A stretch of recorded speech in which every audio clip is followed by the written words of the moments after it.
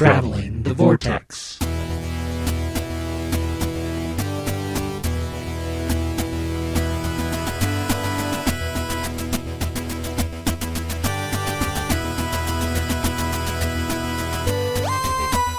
We've joined the Doctor as he travels the Vortex and landed at episode number 73. And I've become a rogue this week and taken over the open. I'm Glenn. I'm terrified. And I have a Rolo in my mouth. The caramel makes it hard to talk. I'm also a rogue. My plan works wonderfully. Keith will no longer be able to do the opens due to caramel and Rolos. I don't know why I'm gnashing my hands together, because obviously that's so translatable. You can see that on the audio podcast. You can probably hear it. Yes. You can't hear it. I'm going to twirl my mustache now.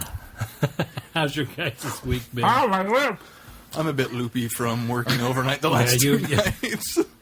Keith is once again the reason why we've not by my choice. No, I will point that out. Not by my choice. Sort of when they call you Sunday night and say, "We need you to come in a few hours." Yeah, it doesn't quite work out. How exactly? And then find out that the work? next day. Was it just they? I got a text saying, "Hey, she's..." Well, no, I imagine that's how that worked. Yeah. But He texts you. Yeah. He texted me today, and I saw a text from him, and I was like, "Oh no, not a third day." And but it said she's back today. Right, so okay. just somebody was out sick, and so you got somebody was stuck out with it? sick, so I'm the one that, okay. that We gets to have do it. 3 full-time producers. We have a morning show producer, which is Joanne. Yes. We have, and she produces 2 shows in the morning. We She have produces 4 hours of news in the morning. 5:30, and 9 o'clock producer, which is Keith, and a 6:30, and 10 o'clock producer, which is me. If any one of us is sick, the whole schedule gets rotated. Actually, I rarely ever get rotated out of that schedule. As a fair warning, in his second day text, he said, "I'm going to get Glenn trained to produce the morning show." That's the one thing, is I have never done the morning show before, so they call Keith all the time. How hard can it be? It's the same thing you do at night, only every now and then you go, "Good morning, it's 8:30. That's true. Yes, exactly. I've never watched the news, and I could do this. Here's what I figured. And yet If I started after him as a producer. Yeah, but you started on a morning show. The first time you ever produced was on a morning show. So. Well, at 11 o'clock. That's morning. Yeah, that's morning. It's still 11 that same. a.m. It's still that it's same a similar style. feel. Though, Yeah. It's morning somewhere. It's morning somewhere at 10 p.m. But here's the thing: if I had to step in tonight and do it, I could do it. It is. It's producing. And the template's pretty self-explanatory. It's just because it's such a different type of show, it takes a different kind of producing that I'm not used to, but I could fake it. Oh, Well, and yeah. I'm sure I don't even do it anywhere close to what Joanne does. Probably. You not. have to be very upbeat in the morning. Yeah, See, you that's guys give us all the heavy stuff at the end of the day when we're winding down and depressed, and then we go to bed and have nightmares about it. And the next day we get up, and our morning person is there saying, "Have a cup of coffee and some bacon. It's all better." Did you hear about this little kid who won this award on something? Isn't that a great story? Oh, and now we're going to go over here to the weather. And look, he's outside with a rainbow. This is happy news. What happens at night? It's dark. We don't go outside the studio. We don't know. There's no rainbows out there. There was a fire. Did you hear about that? And that's how you do it. Sean actually understands the dichotomy of He morning really show. does. And I don't watch it. Although the only exception is somewhat the 9 o'clock. It's because it's more like the morning show it's than more any of a other. magazine-y fun show. Yeah. But that's on because it's on Fox. Yeah. So got a whole different viewer there. We got to keep the people that would watch American Idol. You guys know that I poke fun because I love you, right? Oh, were you poking fun? Well, you know, I didn't take it as... Okay, I wasn't offended by it. Okay, It wasn't offensive. It was accurate. Because I know when I text Yeah, when I text you guys specifically at eerily. 5:02 and Or go, call "You're me not during- doing anything right now." It's not like there's any news on, and No, I don't want you to think that it's like. That's when I'm offended. Is when I get a call or a text from Sean at 6:18 when I'm right in the middle of a show. Do you know what I do for a living, Sean? No, I'm just kidding. That's why I don't answer you during don't do those it. times. You don't do it You're anymore. feeding the dragon. I know how that That's works. You exactly crawl, right. you lift the grate, you go down a couple of stairs, and you pull the chain. I saw that on TV. The pink slime goes down the trough, and the dragon comes out and eats it. You have a stick, some long hair. I'm doing time in the Ronnie. You guys aren't obviously catching up. So, what? Well, how was your week, Glenn? It was good. Did you have a good weekend? Did you feed the dragon this week, Glenn? I did. It's been I know you went to the 3 zoo. days now. Yeah, I did. Because we saw you guys at the bumped park. into each other at the park. We had a garage sale Saturday morning. How did that go? It went really well. I forgot really to ask well. on Saturday. We had a Sunday. terrific day for it. The weather was perfect. It was a little bit breezy, but we fortunately didn't have a lot of stuff outside that was going to blow around. We had a terrific day. We had a ton of people come through. We only did Saturday this year, which in the years past we've always done Friday morning and Saturday morning. This year we had too much going on. It was the last day of school for Caitlin on Friday, so she had a talent show that morning. So we said, hey, let's just give it a try on. It's a Saturday. Usually what happens is you have a bulk of your people come on Friday morning, and then Saturday for us has always been dead. So we were a little concerned. So what we did in the ad is we put Saturday only in the ad. Because I think what we did is we found we had all those people that said, these guys didn't sell all their good stuff on Friday. They're open only on Saturday. So we had a ton of people. We made a lot of money.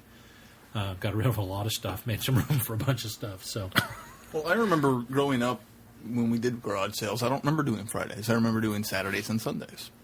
Yeah, that's the way I did. Not that I hold one garage sale every 10 years. That's kind of my thing, and I loathe it. I absolutely hate as a kid, I doing liked it. sitting there taking people's money and playing cashier. But Apparently, I don't have anything worth buying because I never sold anything. And then the people that want to haggle with you, well, this is marked at a quarter. Will you take a nickel? Really? For you? No. those people are absurd, and you do have those people come. But there are a lot of people that'll haggle you down, and I've gotten because we have probably 2 or 3 a year. We're not supposed to have 2 a year, but because of city ordinance, it says you can only have 2 a year. really, Yeah, but we usually have 3. I knew the sign stuff. I didn't know that. No, there's a city ordinance that you can't. There's Do a you have law. to report it for tax No, not otherwise? a law. It's an ordinance. It's a law. In the city of It's a Topeka city law. that you can only have 2 garage sales a year. Yes. It's called that's very common in a lot of places. It's called a flea market rule. What they do is they set an arbitrary amount so that you don't have people that are doing a sale like every week. Who cares? You don't have because you technically over so many times you have to have a peddling license or a business license from the city in order to sell. That's to keep. Because if you're sitting in your neighborhood and you have a garage sale every week and you have lots of traffic on your street and you have people taking parking places, what inevitably happens? They park in front of other people's houses. Okay, they block other people's I could driveways. see that being an instance It's to keep other residents in your neighborhood because you're not zoned. Right. You're zoned residential. You're not zoned business. Well, that I get. It's to keep other people in your neighborhood happy so that you're not having something going on every week. Why don't they deal with that on a case by case? I can't imagine there's that many people that want to have a let me garage sale say, every week, it and is they probably- then had to put an ordinance in place. Well, it happens Really? a lot. In fact, there's a lot of cities across the nation that have what's called a flea market rule. You can't be, if you're not licensed or zoned in a business area, you can only have... How's that healthcare working out for everybody? Oh, wait, don't worry about that one, but we got the flea market ordinance Let me taken say, care of. it's an unenforced rule. Unless somebody calls and complains and says, hey, my neighbor has had 10 garage sales this month, which I don't know how you do that. There's only 4 weekends in a month. But if you had 10 garage sales Tuesday through Thursday. in a month, and they called, and they would come out and enforce it. But you don't have code compliance or police officers running around town going, I think you've had one too many garage sales this Code year. compliance is only based off of compliance. Right, that's true. That's true. Which is they're tall grass. And unless they're driving around town and do the other thing that annoys the heck out of me is the fact that you can't put garage sale, or any signs, but garage sale signs in the right-of-way. They have to be in a private yard. And you have to have permission from the... Yes, and if you have an overzealous code compliance guy that just happens to be driving Like we down did the several street, years ago. And says, that sign shouldn't be there, and they go pull them and then take them down. No, they don't. They're courteous enough to come to your house because the address is on the sign. They take it to code compliance and they put it in some warehouse, and you have to go claim it later. Now they've got at one point they had 700 of these signs in code compliance. This was all this guy did all day. And the problem is, they were like, well, if they want their signs back, they'll come down and get them. Well, they're not going to come get a 75 They're just going to make a new sign. They're going to make a new sign. Yeah, that is a ridiculous law right there. My brain hurts. So my tax dollars, I just want to make sure I've got this straight. My tax dollars are going to fund a warehouse for garage sale signs that wasn't. It's like the Area 51. There's whole crates full of these things. Like the Ark of the Covenant is in here with these garage sale signs. Because people put them up where they weren't supposed to, and some guy is driving around the city of Topeka in his car pulling them down. Yes. Well, was. I don't think he still is. I think it becomes such a ridiculous issue that the city pretty much told him he couldn't do it anymore. Yeah. I got nothing. I'm done. Welcome to Topeka. Move along. Well, okay, continue. Did you go on past the garage sale? Oh, yeah. And if any of you would like any of totally Vortex Glenn's cast-offs, they'll be available on the website soon. We'll put pictures of them up and say, this is stuff I couldn't sell for a quarter. There you go. I couldn't sell it for a quarter, but I'll put it on Amazon, and you can buy it for a nickel. And I've met my garage sale quota for the year, so... All right. Anyway, so we had the garage sale. Are you Saturday. licensed to have an Oh, online you must store? have had a garage sale really early on in the year, because it's only May. He did. I think it's an excuse. I think anytime he doesn't want to hang with us, he's like, I can't. I got a garage sale this weekend. Unlike you, I actually I hate setting up the garage sale. Actually, no. There's only one aspect of the garage sale that I don't like, and I always kind of make Holly do this part. I don't like pricing. I absolutely hate to. I'll put stuff out on a table all day. I will set tables up for her. I will get stuff out. And I'm the grunt work. I'm the guy. I'm the stock boy. I go around and I set up the tables and I put everything out on the tables. And her one thing she has to do is she has to price. I do not like to price things. So all that, I don't mind running the sale. I kind of actually enjoy doing it. I mean, it's just because the goal at the end of the day is if you have a good day, it's a lot of money for crap you're trying to get rid of. I mean, I don't have room for it anymore. And for the most part, you can just sit there reading a book. Yeah, exactly. All day. Well, not on Saturday. Unless you're really busy. There was never a time except for about 12:30. We ended up closing at 2. 12:30 is when it started slowing down. And you did some insane open at 7 or something? 7:30. Yeah. Yeah, that's what I didn't like about garage sales growing up, was I had to get up early. We usually open at 8, but this year, since we only did one day, we said, we'll do 7. And then we thought, by the time we get around and everything, it'll be 7:30. So we decided to go at 7:30. Now, somebody told me that Thursdays are actually now that's the official Thursday, Friday, and garage sale Saturday. day. That's exactly right. Like Thursday is supposed to be the big day for it. Yep. Really? Yep. We still only do Friday and Aren't Saturday. people at work? Yeah. Well, they are Friday, too. Is it Thursday during the day or Thursday Sean, evening? people that go to garage sales are people that are living off your tax dollars because they're too lazy to get a job. So sometimes that's not true. I just made a broad statement about people that go to garage sales. That's not true. And if you bought an item at Vortex Glenn's garage sale and would like to return it, address your comments too. Glenn at travelingthevortex.com for any complaints. There are a good number of people that go to garage sales. Some people just like good deals. That are living off your Thursday, Yeah. Well, depending on how long it goes, if it's an all-day thing. Some people get off work earlier than others. On Thursdays? Yeah. I mean, like Friday. Sarah gets off work at like 4:15. But on a Friday. On Thursdays. Well, okay, but she gets off earlier. Fridays I can almost see, because Friday's kind of like the end of the day. You take the day off, or you get off earlier, because... Yeah, but who's asked garage sales past 4 o'clock anyway? We always close ours about 2:30 or 3. Actually, sometimes even sooner than Maybe that. that's what I've been doing wrong all these years.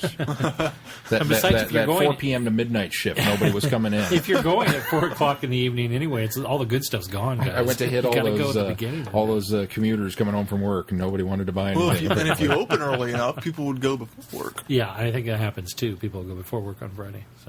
So maybe it's Thursday from like 6 to 9. We've spent way too much time talking about garage sales. You still haven't gotten past that. No. So I'll be quiet now. You go ahead. So Saturday was, just spending the garage sale money, going out to eat and stuff like that. Saturday we went to the zoo and saw the penguins, the new penguin exhibit here in Topeka. We have penguins? Yeah, we do. have It's a traveling exhibit. Oh. Borrowed from the Henry Dorley Zoo. So it's Omaha. penguins I've seen. Yeah. That's penguins I've seen, for that matter. Penguins I've seen. Yeah. I don't need to see them a second time. Although, I don't know if when you guys went, you couldn't see them that great because they were like in the giraffe exhibit over in the corner. In Henry Doily? Yeah, they are. Yeah, they're still in the draft exhibit. Like next to the building. Yeah. You couldn't see them very well. There's now, an inside one, too. Wait. There's a glassed-in area. I'll say, I guess were these the in outdoor there. penguins you're talking about? These are the African penguins. Yeah. Okay, South so African there's penguins. also the Arctic. There were? Antarctic. Well, Yeah, they're in the aquarium. There's a huge Oh, we didn't go to the. I Yeah. don't think we went to the It Indy is. Aquarium. There are ones. Well, There's a huge there are indoor. I think that's the one. wall of that's ice. the Antarctic. Yeah. Is that the it's same actually- exhibit as the giraffes? Is that the No, same that's a building? separate building. That's a completely separate building. No, it's on the back side. The giraffes are. No, it's a separate building.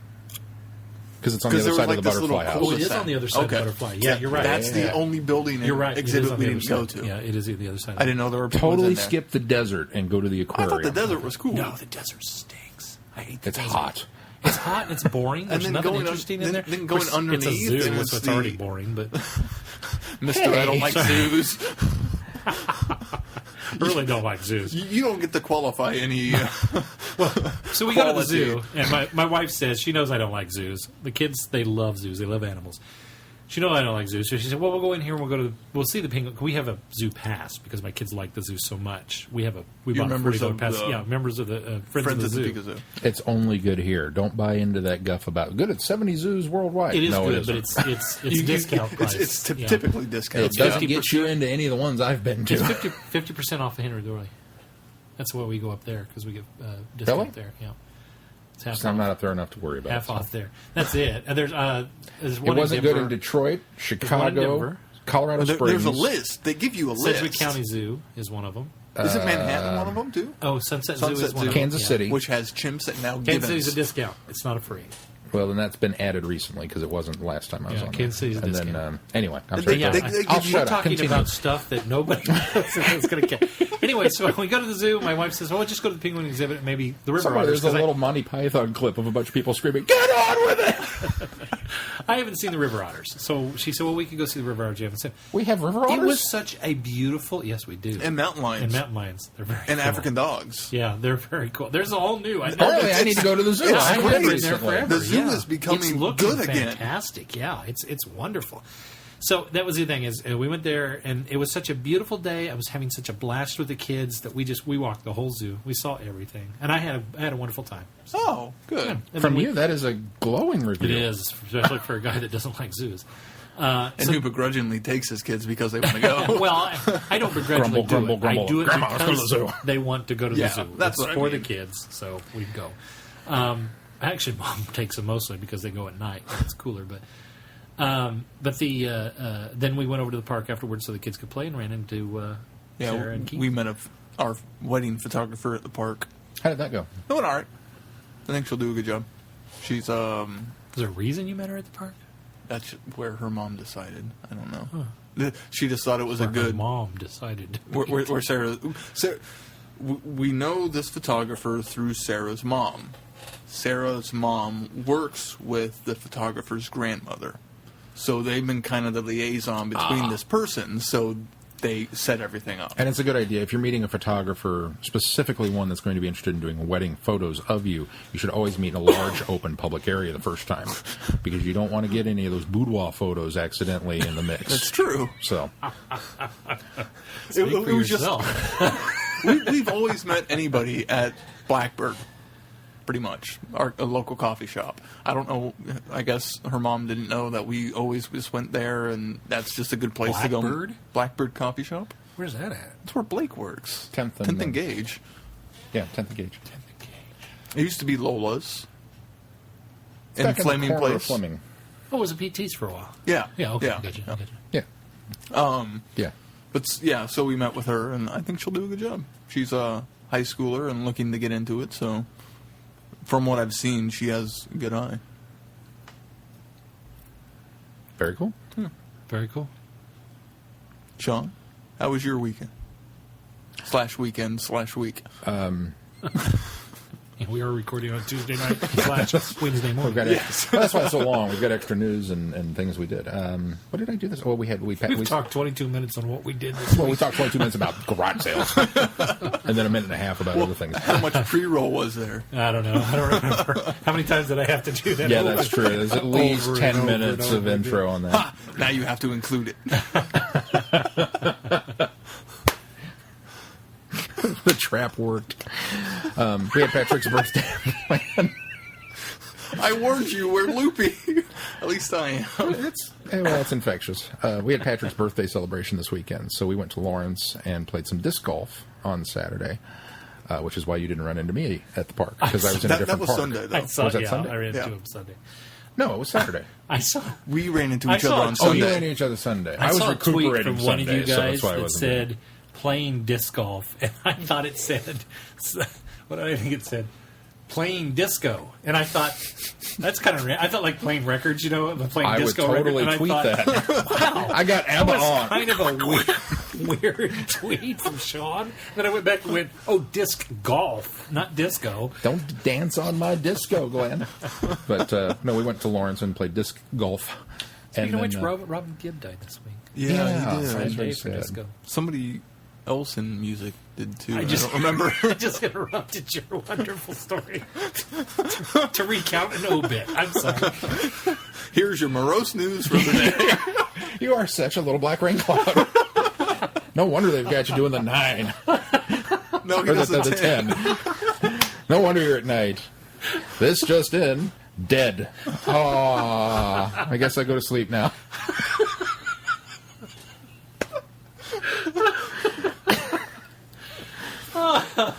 Anyway, we went to eat. And Where'd we go, Sean? We went to Free State Brewery, Which was good. which was good. I don't know if it was worth the 3-hour wait to get. Oh, into it was gosh. ridiculous. It was ridiculously Saturday night long. for And then with getting the with food. reservations, it was ridiculous. Yeah, it was an hour wait just to sit down, and then it took like an hour and a half just to get our food. Yeah, that of course, our party hadn't entirely arrived either. Yeah, I think they kind of did that. And then I made a joke and completely screwed up the check. So I want to apologize. I know she's not listening, but I'm going to apologize again to Corey, because he was working his way down the table and he was like, us two, and us two. And I had Julian on my end of the table, and I looked at him and went, and I said, the 5 of us were all on his ticket. And the guy kind of went, all right. And then everybody was like, no, just kidding. Well, he turned around and walked off. And when he came back, we had 1 ticket for 5 people. It was like... And it was so loud in there, he probably didn't hear. He just saw motion, point, and... Well, Julian forked over his $10 and then handed the ticket back to somebody else and said, I'm done. Not my responsibility. And so the whole thing was confusing. We wound up with somebody else's tea on our bill, and then we're all sitting there trying to do math, which is not a good, time ever. And it just went from one thing to another, and I somehow we still wound up. Saturday night should not involve math. No, yeah. Especially at a brewery. Yeah. What are you doing? I think I'm going to go down to the local pub, do some math. Let's go to the map and show where you screwed up in your career planning. But yeah, so it just we kind of goofed that all up, and then we went to a burlesque show at the Jazz House. I've never been to a burlesque show. I've been to the other, but not that. And it was, well, the not so great. Right. burlesque. The not burlesque. The not burlesque, and it was a lot of fun. It was. Is there the not burlesque and the not burlesque? That's all. For either side of the That's spectrum? a whole different category of rating on the other, but it was fun. We almost didn't, because it was. There was a what, $7? $7. Sarah and I didn't go. because $7 I cover didn't have charge. But cash. it's burlesque. So Yeah. it's I mean, tasteful stripping. yeah. So I can see paying. Well, and they $7. had a puppet. It's art. They I had a mean, puppet it's- show beforehand, so that was an added bonus. Wait a minute. Wait. We're gonna have to put him in the show notes if we talk about him. It was called the Felt Show, and the guy had puppets, and they gave out historical facts about burlesque, and Or from what I heard, not so historical. well, yeah, they were about as factual as we were, so you can take that with a grain of salt. Talked about the inventors of the tassel, which is And the pasty. with puppets. The tassel and the pasty, because in his own words, these guys allowed us to see 90% more boob. So there was a puppet show. Oh my gosh. You should have been there. It was A puppet show. Only Patrick's birthday. oh yeah, only Patrick's Wow. birthday. So, I mean, last year, disc golf, dinner, puppet show, burlesque. Where do you go from there? he's going to have a hard time topping himself next year. I'm kind of the movie and a dinner guy, but no. Or, well, the aborted attempt for my birthday was, hey, let's go play goofy golf. What do you mean you don't open until April? I've got people here. No, I didn't plan this out very well. What are you looking at me for? You can't just go out and open it? It's a nice day? No? All right. Well, at least we had this Saturday at Planet Comic-Con and Hunger Games. We did for have you that. and Sarah. We did have that. Oh, let's talk about news. News! This just in. Dead. Fill in the blank later. Unless you're listening to this in the morning, in which case, good morning. It's 8:30. Did you have your coffee yet? Sad news today. Someone has passed away. But here's some great video of a chimp charging out a glass window. Did you guys see that? No. Oh, it's hilarious. I ran that this morning. There's this pair of twins watching this chimp. And then he's playing peekaboo with something, and then he suddenly just rams the window.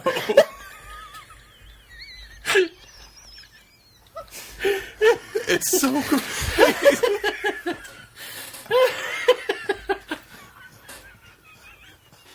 I'm sure it's on YouTube.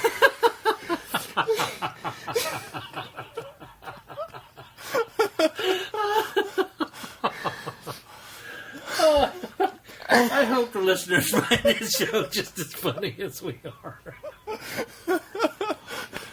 It's been a while since people laughed this hard during the show. Oh my gosh. I'm composing myself. Give me a moment. Do we have intermission music queued up?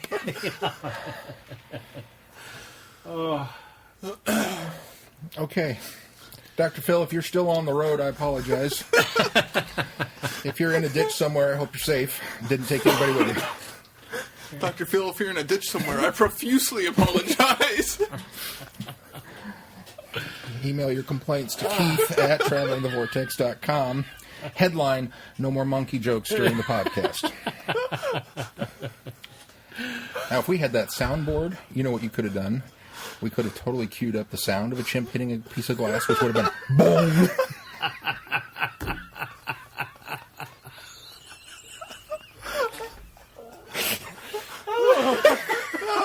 My stomach hurts. That's all the Rolos. What was first on the list? To edit or not do it. You guys didn't want to hear about Renegades this week anyway, right? I know you don't want to talk about it. Oh, Sean, let's talk about Neil Gaiman's awards. Let's talk about Neil Gaiman. Some news. Let me get down to Neil Gaiman. This is coming from the Doctor Who News .net. DoctorWhoNews.net. Where'd it go? There it is. The Doctor Who story, The Doctor's Wife, has won the Ray Bradbury Award for Outstanding Dramatic Presentation in this year's Nebula Awards, which is an annual event held by the Science Fiction and Fantasy Writers of America. Doctor Who was nominated for the same award last year, but this is the first time the program's been successful. Does it say which episode was nominated last year? It does not. But it beat out Hugo and Woody Allen's Midnight in Paris. Ooh, nice. Midnight in Paris is a it's science fiction. And it's a time travel movie. Really? Yeah. Oh, it jumped up a little higher on my list of maybes. I'm supposed to get you a list of the best Woody Allen. You are. You haven't done that yet. To do well, that. you could put that together as a side trip for our listeners. Since I have to do Star Trek, you have to do Woody Allen. Nobody but When's you that have coming asked out? about Woody Allen films. No, but you could. There's content, Glenn. We got to feed the dragon. Just put a happy slant on it, will you? I don't want to know this darkness and gloom. No more Dinbium news. We're a morning show. Fun magazine entertainment. You remember that. Of course, written by acclaimed author Neil Gaiman. Doctor's Wife, the fourth episode of last year's series, and he posted on Twitter. He thanked everyone, including Verity Lambert and Sidney Newman. He also thanked Stephen Moffat, who made it what it is. Best showrunner ever. So that's kind of cool. Very cool. Well, that's exciting. That is very exciting. Such a good episode. It deserves all the praise it's getting. Moffat retweeted back. He says, "Hey, you two, fantastic news. Doctor Who has never bagged one of those, though we've tried. Clearly, we needed you." And the award, there's a picture of the award on the website. It's actually kind of cool. One of my favorite science fiction fantasy writers got an award named after one of my other favorite fantasy science fiction writers. Yeah. Writing an episode of your favorite science fiction television show. It's incredible. It's the trifecta. Conflux of stuff there. Yeah, I don't know. So, congrats, Neil Gaiman. Yes. Another award this week went to, Well, will be going he to. is to receive. Stephen Moffat is to receive a special BAFTA. Yes.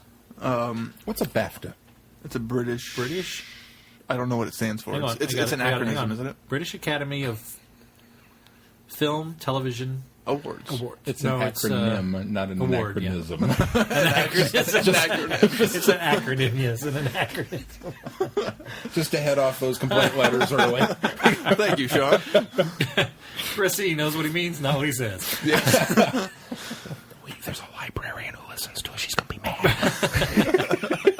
British Academy of Film and Television Awards. That's the so BAFTA It's TV actually called- Awards is a little redundant. Well, you're right. It's like ATM machine. Or Atmos machine.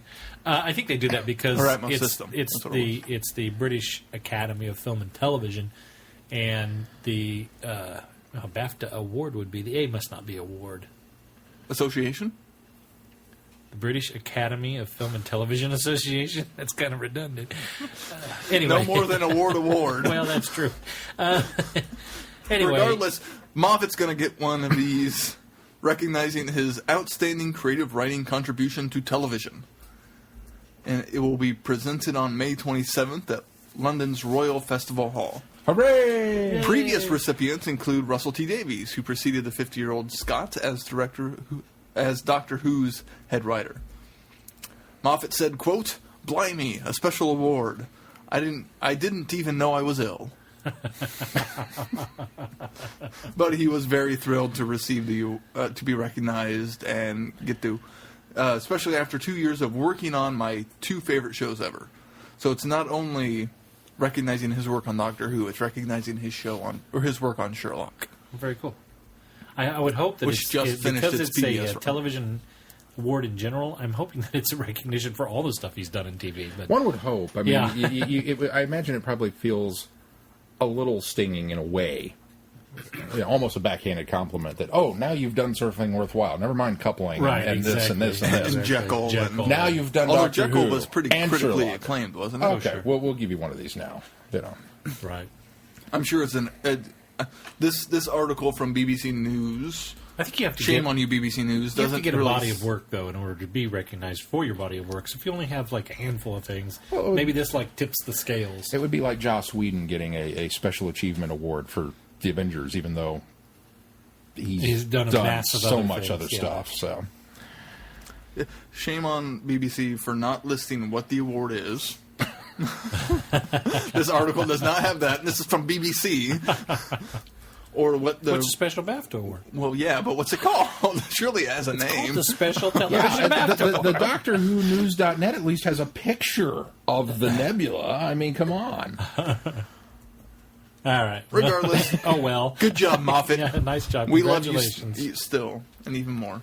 Do we ever And decide Moffat what we're we calling trust. him? The Moth? The Moth? What are we calling him? Whatever we feel like that week. Yeah. I've heard the Moth. I've heard Steve Moe. I've heard. There's the... I got one. Let's call him Stephen Moffat. Okay, Oh, that's bold. nobody's doing that. There you go. There's a reason. Sean, you had a bit of news you wanted to pass along. I was very excited about this because it involves two people who I've met, so this was a big deal. Co-executive producer of the 1996 television movie, Philip Segal. We're, of course, talking about Doctor Who the movie, or The Enemy Within, or whatever you would like to pair, not Doctor Who 96, whatever you want to put subtitle on it. The Paul McGann television The Paul adventure. McGann television adventure. Philip Segal has passed on several items from his collection. If you'd have just stopped that, Good thing you didn't Skull take a has breath. passed on. several parts of items. his collection. If I paused there, it would have been your story. This just in. Dead. No, he's not dead. Don't go tweeting this. All you people that get your news from us. I don't want to see this on Twitter tomorrow. Oh, God, if you're getting your news from us, Did you hear I'm Philip sorry. Seagal died, man? Oh, man. Who's he? I don't know, but wasn't he in that Under Siege movie? We're just like Doctor Who Confidential, with more witty banter and less And that's facts. More inaccurate. Perhaps passed on several items is not a good way to say it. Maybe we should say Philip Skull has given from his collection to fan Paul Salamoff. Now, Paul is the owner of the 1996 TARDIS console who brought it to Galley this year. So I've met Paul, and he's a very cool guy, and I've met Philip Seagal, and he is a very cool guy. Apparently, Seagal was so impressed with the restoration work that he said, here, you should have this stuff, because Seagal visited it and was just completely wowed. Items passed on, and really are big fans of that term. Items given include the doctor's bag, his actual little toolkit leather, doctor's bag, with props, an original sonic screwdriver prop, one of the shafts from the Eye of Harmony, and according to the website, a stunningly beautiful Doctor Who chess set made in 1993 by the Danbury Mint. And I remember seeing, I think it was on Facebook that How Paul random is that? It's a little random. It's like, here I had this. I couldn't garage sale when it. I had this, I couldn't unload this. It's actually, there's a picture of this too. They've got Daleks for pawns and little canines for the other side. I think I've seen that. I think I actually remember have seen seeing that one. Yeah. Don't show Keith. He'll want to buy it. I've seen it set up. I heard that. A side view of it. So. But I remember, I think it was on Facebook that Paul had commented how thrilled he was to have some of this stuff, and then they were actually taking, because the bag that he had with the console obviously was a replica, but it was designed to hide all of the electronics for all of the blinking lights and the Right. sensor arrays and that kind of stuff. So it was kind of cool for them to be able to go through and see how close they got stuff, because they did it all based on prop photos and whatever they could glean out of the archives, Right. which were scattered hither Well, and now I yon can between add the Universal actual and all that bag stuff. to the set, Yeah. so the console set. So he was thrilled. And I thought that was a really cool piece. And once again, if you get the opportunity to see the console in person, you got to go, because it was phenomenal. Very good. I'm jealous. Keith. The big news this week, the really big news. They announced. So says you. They announced last week that Doctor Who: The Eternity Clock What? was going to be released this week. I see where you're going. We haven't even announced that it was going to be released. The news is last week they announced that this week they were going to. The release dates, and it's out now as we record. This. If we would have recorded when we were supposed to, it wouldn't have been out yet. We'd have been saying, "Hey, they've announced that coming this week." Yes, but I have purchased and started playing it, and I'm really enjoying it How much so was far. It was $20. Oh, that's not bad. Yeah, not bad at all. So if you have a PlayStation 3, you can download it from the PSN store for $20. Those in the UK are lucky enough to have, there's a limited run of cases that you can purchase with a voucher code inside. Have you confirmed that it's a voucher code? Or are we presuming it's a voucher code? I'm presuming it's a voucher code. It could be an actual disc. I'm not sure. He threw me earlier tonight when he said, it will be available. Because Sarah said, are we going to purchase a copy too? And he says, well, if it doesn't come with a disc, I don't see a reason. And that just completely stopped my brain in its tracks, because I was like, why would you pay $20 for a case and no disc? And he's like, well, the game's downloadable.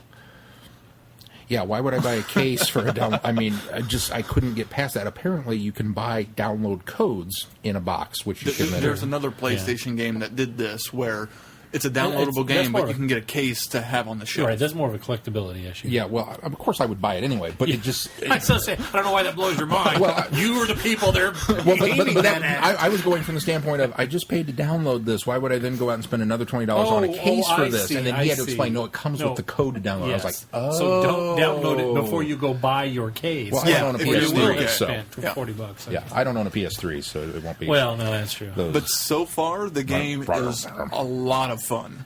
It's a side-scroller 2D game, which I said this to Sean. It's kind of ironic. Of all the games, only two of the 4 dimensions work in this game.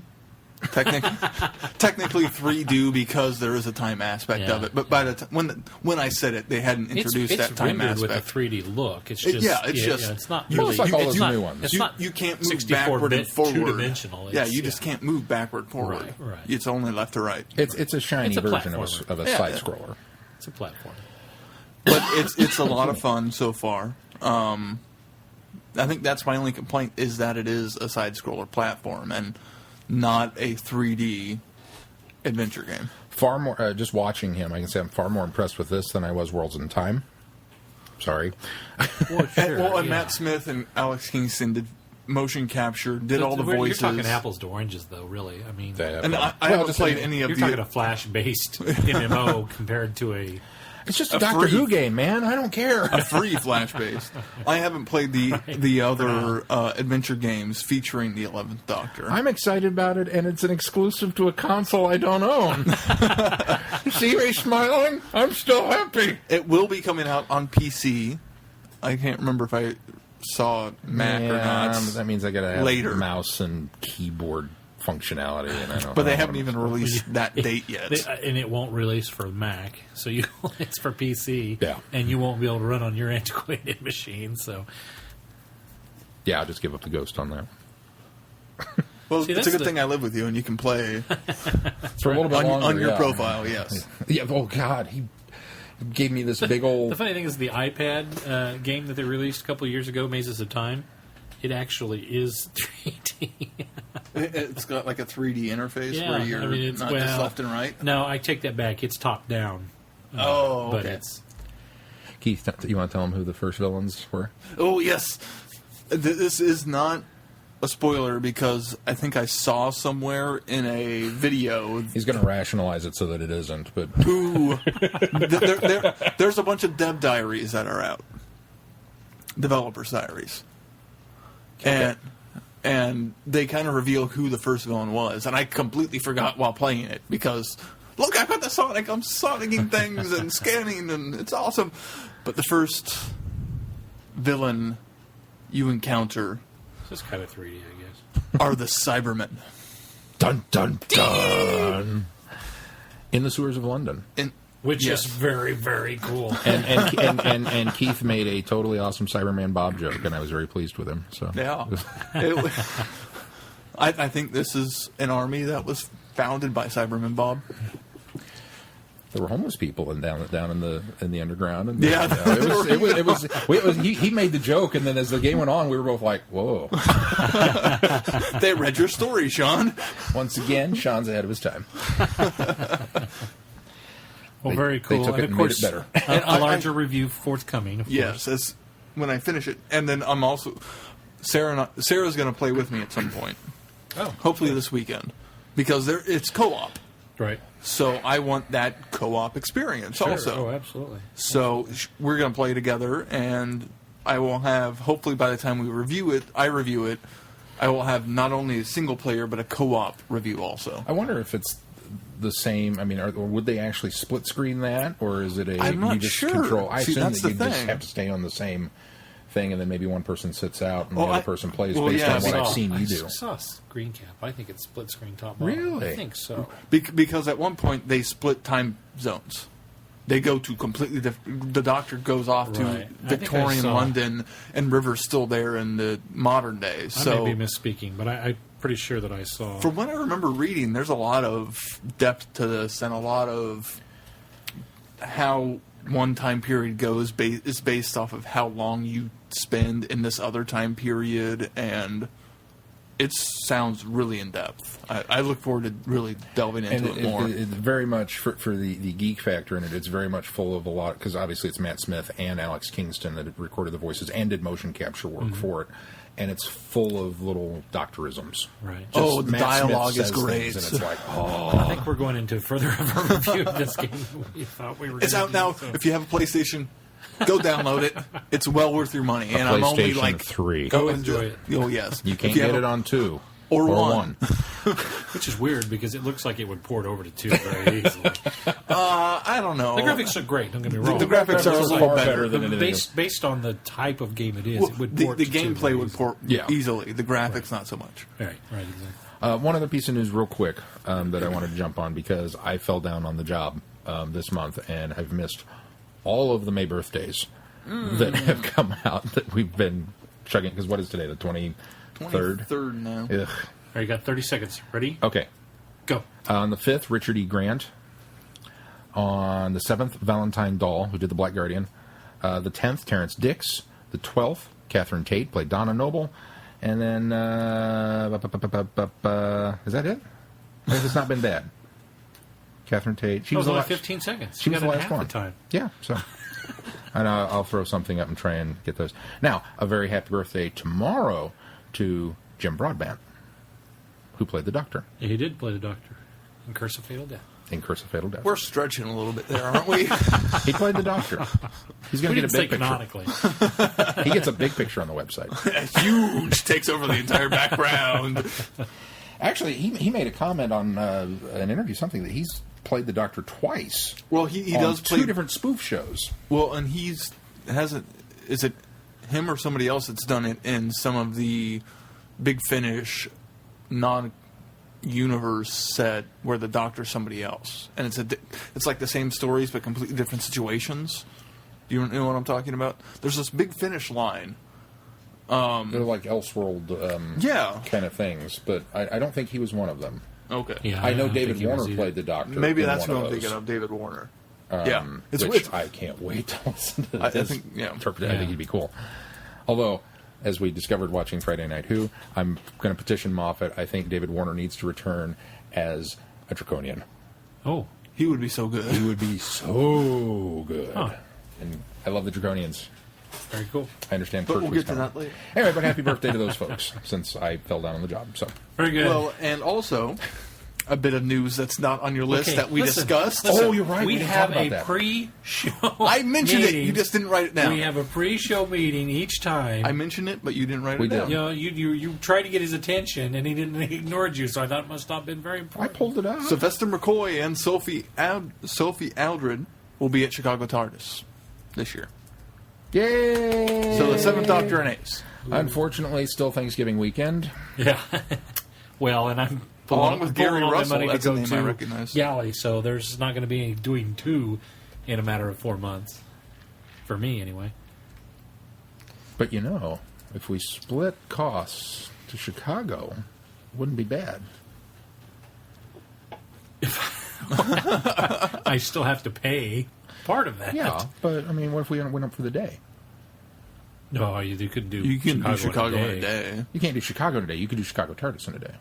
Well, yeah, but you It's still gonna- got to it's have a- a hotel it's a- for getting for It's when going to take you got 4 to go up hours the to night get before. there because, yeah, even if you fly, you got to go to the airport an hour and a half, 2 hours early, and you got to be check And out then of you have- O'Hare. Getting out of flight O'Hare is costs. another hour and a half. I get that. I'm just saying that you wouldn't have to have a week hotel. Oh no, No, it I would be a An two-night overnight. hotel. But you're talking about 2 days. You're talking about overnight. Well, I'm just spending one day at the Okay. convention and Oh, I travel. got you. getting up Travel there day, a day, travel back. I'm not saying it's an ideal situation. It's not how I would do it. If we all But if crammed it into came one down bed, to, well, speaking of, I'm gonna air some dirty laundry here. I asked both you guys about Galley. I came back. I never said anything. This is fantastic. We have to go next year. And you said, I'm going. And I said, okay. And then I asked you, are you going? Because they're going to put the things on sale now, and they're going to do this soon, and blah, blah, blah. And you were like, I don't know. No, I'm like, what do you mean I don't don't know. I'm not ready to purchase hotel You rooms said, I'm and not ready tickets to and all that commit. stuff. And I said, but we could split costs. Same thing. Same conversation we just had. And you're like, well, I don't know. So then they do the hotel, and that whole debacle with the hotels, which I'm not going to go into We didn't here. talk much about it, by the way. I thought we did talk about Well, I it put something on the podcast. website about. By the way, for those of you that are interested in going to Galley, the Galley Hotel, the Los Angeles Airport Marriott, I believe, still has rooms available, They do. but they are not at the Galley rate. The Right. Galley rate is completely sold out. They sold out of their initial block in an hour, and then they went back and added 3 more blocks, which sold out immediately, and then they went back and got another block that was a slightly higher price point, which is what I got in at. Right. And those are now all gone, too. Just Right. let the entire hotel be Galley. Well, yeah, supposedly the guy said that they base the amount of rooms that they get on the size of how much business the convention brings in. Last year wasn't enough. Wow. Yeah, I mean, really? I told you were supposed to get a room, and I was going to sleep on the floor. Well, but this is just it. I finally get through all of the rigmarole with that under the understanding that Glenn's okay, maybe not. So no, Glenn's never been a maybe not. But Glenn is going to Galley next year. Glenn it was just a matter of trying to buy the tickets and everything before. Glenn did not explain properly. So instead of booking a room... I thought you were maybe not too. So okay. No. So instead of booking a room with 2 beds, which would have been very easy, I went ahead and got a king. So now you have to sleep on the floor. I already told you. You could have had your own bed. I would bunk on the floor. Yeah, but you could have had your own bed. It cost us more. it was the same price. Well, It was The same price for the 2 beds? Yeah. Oh, well, there you go. They have rollaways. So we'll have some little tiny Hispanic maid bring up come carry a roller bed over her head because we know they're carrying microwaves. They carry microwaves and mini Refrigerators, fridges. yes. Well, that was. Sets. I told Mel that was the kind of the cap on the hotel frustrations for the day because I went through all the rigmarole to get the hotel room and it didn't happen, and then I had to go back and keep checking in to see if I could get that deal. So all day long I spent trying to book this reservation, here's the thing. and then I got it, and then you're like, oh well, I'm going, So and I was like, no, here's the because they thing. could have done it this way. See, but Sean, you're not thinking this through because ultimately this is your fault. Listen, because even if you didn't understand that, if the rooms are the same cost for a king or a double king, why wouldn't you have just gone ahead and got a double king? It's not a double king. It's 2 Or beds. what if you? Oh, I see. So you wanted to get the king. I was, yeah. To be more it's comfortable. a I different totally understand size that. bed, I totally but understand that. there would have been 2 versus 2. it would instead have been of 2 one. I got you. queens instead of 2 queens, I think. Or 2 fulls. Probably not 2 queens. Probably 2 fulls. Well, whatever it is, there could have been 2, and now you have to snuggle. So Either that or get my own room. I mean, it's a queen. It's a king. The better 3 of you could hurry fit up. on We're going there. fast. But yeah, they'll always have the rooms at regular rates. the regular rates though are get this. I saw 170. I think They're was 169, yeah. but they're only available now. Last update that I got, Friday, Saturday, Sunday at that price. If you extend your stay out on either end of those days, it's $212 or something a night. So if you came down Thursday, Friday, Saturday, Sunday, you I see. Yeah. and they wouldn't. Apparently, the way the Marriott is doing the booking, it's not $200 for this night and $160 for this. If you book Thursday through Sunday, it's $200 a night for the whole block. Each of the nights. Yeah. I got you.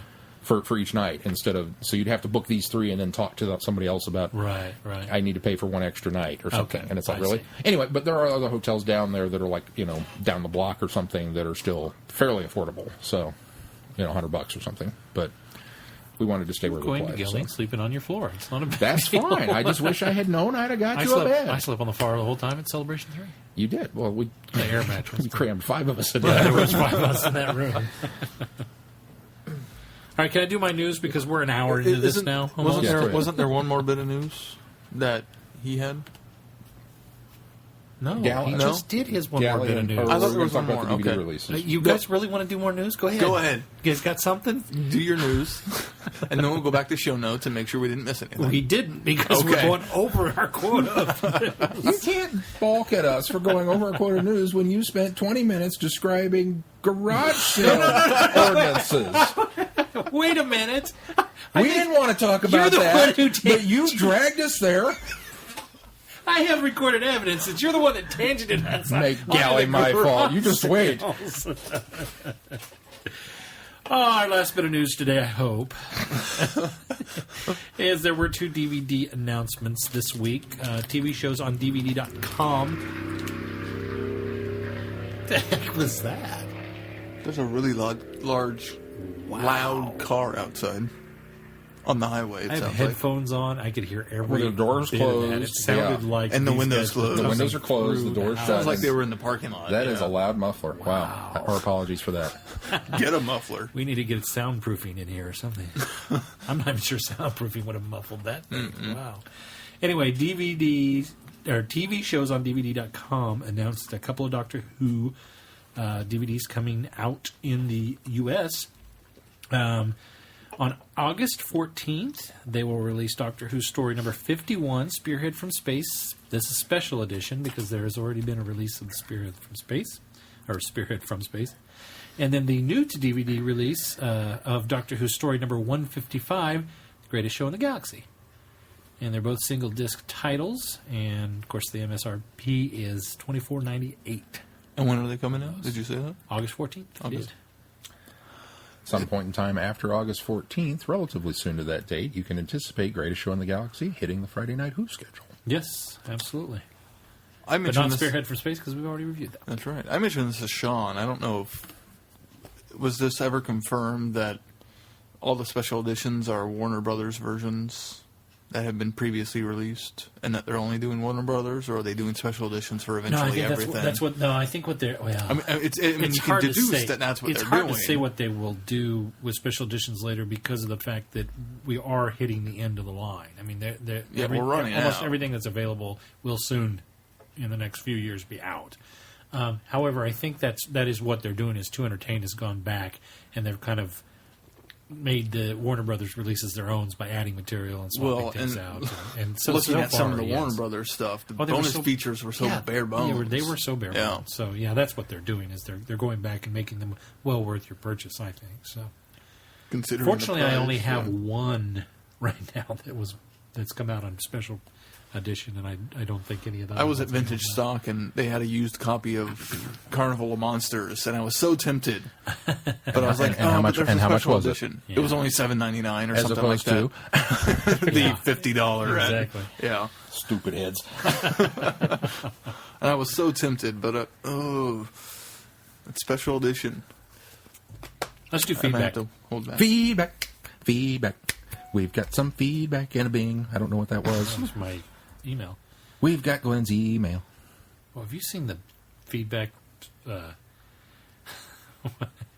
Actual Traveling the Vortex feedback. Have you seen all the spam we've started getting? Oh, Traveling the Vortex at Gmail? Yeah. Yeah. Oh, it's bad. I've been going through cleaning No, it up. this isn't just the Gmail site. This is the actual, the feedback Yeah. at Traveling? They're coming there. It's they're asking if we want to increase our size. I don't know what that means, but maybe they mean our server Our space. server. Yeah, that's what it is.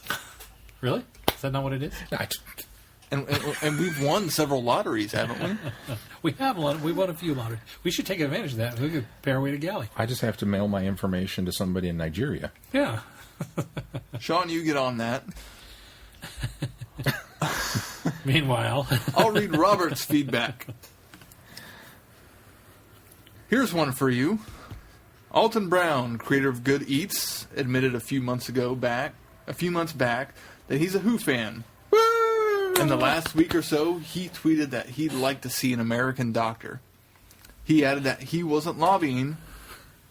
That's good because since he's not an actor. Still, it would be amusing to see some of the GE characters on Who. Anyway, what would you think of an American Doctor? I think it would be hard to explain in show, but it might also be fun. Hope to see you at a Whovian meeting or one of the cons. Robert. And that's, of course, our author friend, Robert Collins. Friend of the show. interestingly enough, I think it would be harder for all fans to accept an American Doctor. It would be harder for them to accept an American Doctor over a female or someone of a different race or I color. think so, too. I mean, Look how much flack BBC got for Perry being American, and they got flack for Perry being an American. I didn't know how much of the flack they got from Perry was the fact that not only she was just there for eye candy, she was also American. Who were they catching flack from? I don't know, fans, I think fans. as well as Eric Roberts think- as the Master. Well, that's a good example. I don't think fans reacted that much to Perry because it was a British actress playing her. It was a different take on a character. I think what they didn't like was her American accent kind of fell on and off. I don't think it was all that great. Okay. I think there were other aspects about Perry that they didn't like that weren't outweighed by the fact that she was, Supposed to be American. that. I don't think that was so much an issue. And plus, But Eric to have Roberts, the- at the very least, to there were- have the companion be American is certainly a different thing because we've picked up companions from the future, from other planets, but yet they all have an English accent. Yeah. Tegan was Australian, yeah, exactly, from other countries. So, and look how she turned out. He may be onto something here. but the Doctor, no, that would be the Master being American. They got a lot of flack. There for was that. a lot I know of flack that for from sure. that. So, I don't Which, know. again, funny enough, that, again, I know we mentioned that when we went back in our exhaustive coverage of the movie, but that's the one that's perfectly explainable in show. That, you know, well, he landed in San Francisco. The Master took over the body of an American. I mean, I agree. That just, it works. It works totally in continuity. Works in fixes canon. that, yeah. The problem is, Doctor Who is a British institution, so you could never do an American Doctor. It wouldn't work. No. It wouldn't work. Although Will.i.am can carry the torch. Unless it's, Johnny Depp in the movie. Although, Not going to happen. the fact that I didn't know that Alton Brown is a Who fan, so that totally explains his wardrobe as of late. I mean, seriously. Has he been doctoring it up? He's been constantly bow ties. I mean, if you watched Good Eats from the beginning, Hawaiian shirts most of the time. And then near the end, it becomes bow ties. And when I went to see him, bow ties. I saw him on the Dr. Oz show, bow tie. Bow ties are cool. Even almost a tweed jacket. When he's doing doctor shows, too. Yeah, I mean, I think there are... I think that's another hat in Alton's cap to make him awesome. Pin. Just for my 2 cents worth, I agree with you. I don't think the powers that be would ever allow an American actor to take over the role.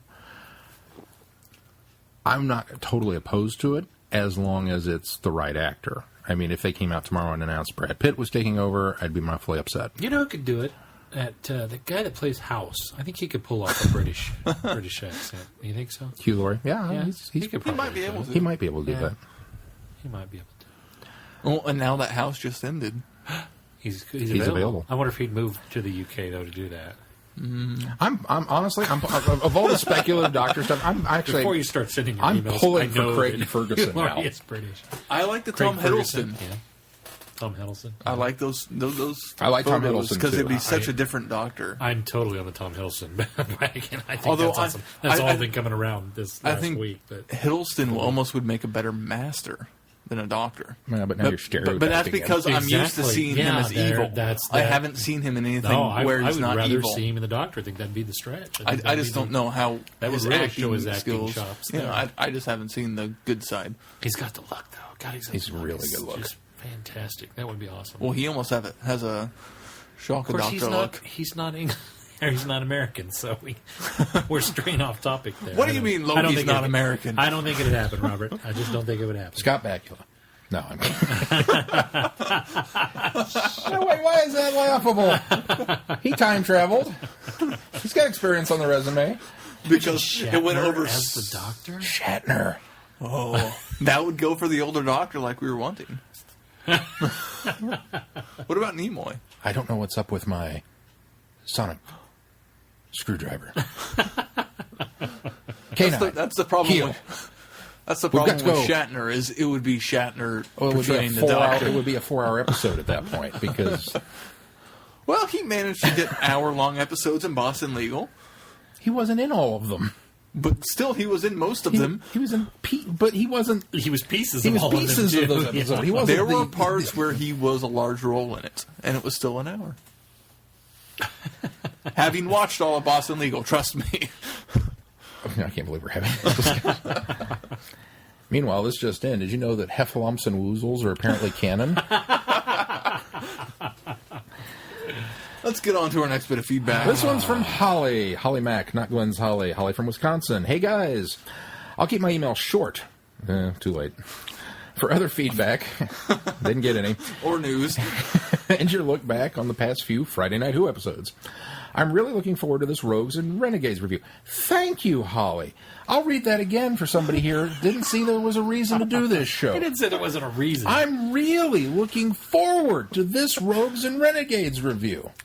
What a powerful statement from our listeners who think that I know what I'm doing a little bit of. Oh, the blind hope they have and blind faith. Bail now. Bail now. I'm wondering if we couldn't call the grouping of the meddling monk, the war chief, Omega, the Ronnie, and the Master, to borrow a name from Joss Whedon, the Evil League of Evil. I like it. All 5 of them have their own ideas on how they want to be in power, yet none of them seem to get foiled or stopped by the Doctor. I have a question. Out of the 5, or 4 if you don't want to include the Master, who would you like to see possibly come back, or have the 11th Doctor talk more about? Me, I'd be kind of interested to see the Ronnie and the meddling monk, because I think he's still trapped in 1066, if memory serves. But if not, please let me know. Looking forward to hearing your thoughts, and keep up the great work. Holly from Wisconsin. I'd love to see the meddling monk come back. I would too. Although, think so. There's a Patrick Troughton story later where he shows up, isn't it? There is a Patrick Troughton. So he's not Is it trapped in Patrick Troughton? It is Patrick 1066. I think so. There's another There's story. at least one more story out there, although I think it's one of the lost ones, where, Yeah. where the monk does come back. No, it's Hartnell. It is another Hartnell. Oh, is it? Master Okay. Plan, yeah. I knew it was a lost one at least. Yeah. So he's not trapped there. And he So does show parts up, of again, that depending on survive. how you want to treat the canonicity of these, he does show up in some Big Finish stuff. Which doctors has he encountered? Specifically, the ones that I've bumped into him in, he's been in the Paul McGann line. Ooh, the Eighth that Doctor would Adventures. easily. Well, okay, time. That couldn't easily come in because Time War. I mean, you'd have to find a good way to explain. That's the thing about bringing any of these actually into new series, is you have to explain how they avoided That the was Time my War. point last week. That Yeah, if you brought exactly. the Ronnie back, you'd have to figure out a way to get cleverly and not rehash the whole idea that, like the Master, they ran to another part of the universe. Well, for right now, I kind of have the time where, because it's such a nebulous, even though we spent a whole episode talking about it, but because it's such a nebulous thing that we don't know the details of it, I kind of look at it in the same way I look at the Purge of the Jedi Knights in between Revenge of the Sith and Star Wars. Oh, there's still a I few refuse lingering. to believe that they got all of them. If Yoda can hide out and if- on Dagobah, and spoilers, Obi-Wan can move to Anakin's old hometown and hang out just on the outskirts and not be noticed. There's bound to be a few Jedi still roaming the galaxy. I think there's still Time Lords out there. We just haven't found them yet. EU and Star Wars as well as I guess the I'm not video saying. games. I guess I'm not saying that it can't happen. I guess what I'm saying is they have to come up to sell it to It me. needs to be more They creative. have to come up with a very creative way to do it. Right. Because if you don't, then it's going to feel like rehashing the Master again. I don't want to see it happen unless they can do it well. I Yeah, guess no, I agree with that. And if agree with anybody that. can, I think Moffat could do it. Yeah. What if one of these Time Lords was a prisoner of another baddie? I mean, what if that's why they weren't? Ooh, the Ronnie's a prisoner of. You know what, guys? Of the Since we're Santarans already or talking about something. it, let's go ahead and launch into our reviews of Rogues and Renegades. We'll just talk about it now. Well, that's I thought what we were doing. Well, I thought I'd segue us out of. But thanks for calling feedback. attention to it. Thanks, Holly, for that. Thanks, Holly, for sending For it. sending that feedback. There's no synopses to read Wait, because wait, we're not wait. re-reviewing. This just in? Did. And Doctor Who's still not on. That was the best thing about that game, was hearing Matt Smith do dialogue I hadn't heard yet. Oh, I know. It was like, it's almost like it's back. Not quite. But it's still New Who. It's New Who. You know, you scheduled this as Rogues and Renegades, and we talked about doing this so long ago, about putting this together and doing all of these It different... feels odd that there's only 5 Yeah, titles. only doing... It's been over 6 weeks now? Well, we've been doing it over 6 weeks, but we've been talking about this since last year, about doing this. This Well, was yeah. one of our ideas to go back and do, and Sean's A had it on long the, time percolating. Yeah, Sean's had it on the back burner for a while. The thing that I found interesting about this is, I think that of the title Rogues and Renegades, I think that only applies to me to 3 of our 4 villains that we've featured here. And my reason being behind that is, if you look at the meddling monk, he's relative, with the exception of the atomic cannon and whatever he had planned for that, he's relatively harmless to the galaxy or the universe as a whole. He's relatively harmless to the Time Lords because he's not doing some sort of power grab with them. At best, he might be taking over the Earth, okay? I call that Renegade Time Lord. I call that a Rogue Time Lord. Same thing with the Ronnie. She's this jilted time lady who gets banned from Gallifrey because she basically pees off the president of Gallifrey because she mutates mice and they take a bite out of his, or they eat his cats and take a bite out of him. She's banned. she's now, presiding over her own planet as queen, really not harming anybody in the universe and galaxy except for maybe her subjects. She is going to Earth to harvest the sleep deprivation stuff. She's taking sleep from one place to add it to another, and then her doings in Time of the Rani as well on that planet. But that would have given the Time of the Rani That specifically one, gives her control over time. was a time grab. So maybe even now that, but up until that point, I wouldn't consider. She fits the rogue and renegade, and the other one would be we had 4. Oh, the war chief would be another one that if we don't subscribe to the fantastic Omega? idea that he might be the master as well. But if you separate the two, just for the sake of this argument, again, he's meddling in a microcosm here compared to everything as a whole. The two that I think that don't fit in the category of rogue or renegade are Omega and the Master, because they're always bent on domination on a grander scale. So I don't know what I would classify them as, because they're really bigger than Rogue. Rogue Renegade is just kind of, if you look at the definition, it's almost goes against the norm for Renegade. Well, the Doctor is more a renegade. Yeah, no, I would consider the Doctor a renegade, or even a rogue. He to some extent, yeah. Yeah, he's kind of. He's not a rogue maybe to us, but I would consider him a rogue to the Time Lords. Oh, yeah, because absolutely. He stole the TARDIS. He ran away. He does not submit to their authority. He doesn't always, go along with what they ask him. So I would consider him a rogue as well. But that's kind of the definition of rogue there. So I thought of that this week, and I thought, God, the two of these guys really aren't even rogue. We certainly are lumping them together with this because they, for all intents and purposes, they are rogues and renegades. They're Time Lords away from Gallifrey. Yes, that was kind of where I went with it. And just for fun, according to Merriam-Webster.com, the definition of renegade: 1, a deserter from one faith, cause, or allegiance to another. 2, an individual who rejects lawful or conventional behavior. Yeah, that would fit. Those two would fit. In that, I would say that was Renegade. That was Renegade. I would say Omega and the Master are Renegades. Everyone else is rogues. Yeah, they absolutely do fit in the Renegade. Let me spell it correctly. Rouge. Red that you apply to your cheeks. That was the first definition. Skip this ad. I don't want my page to load shortly. I want it to load now. Thank you, dictionary. Definition 1, vagrant or tramp. 2, a dishonest or worthless person.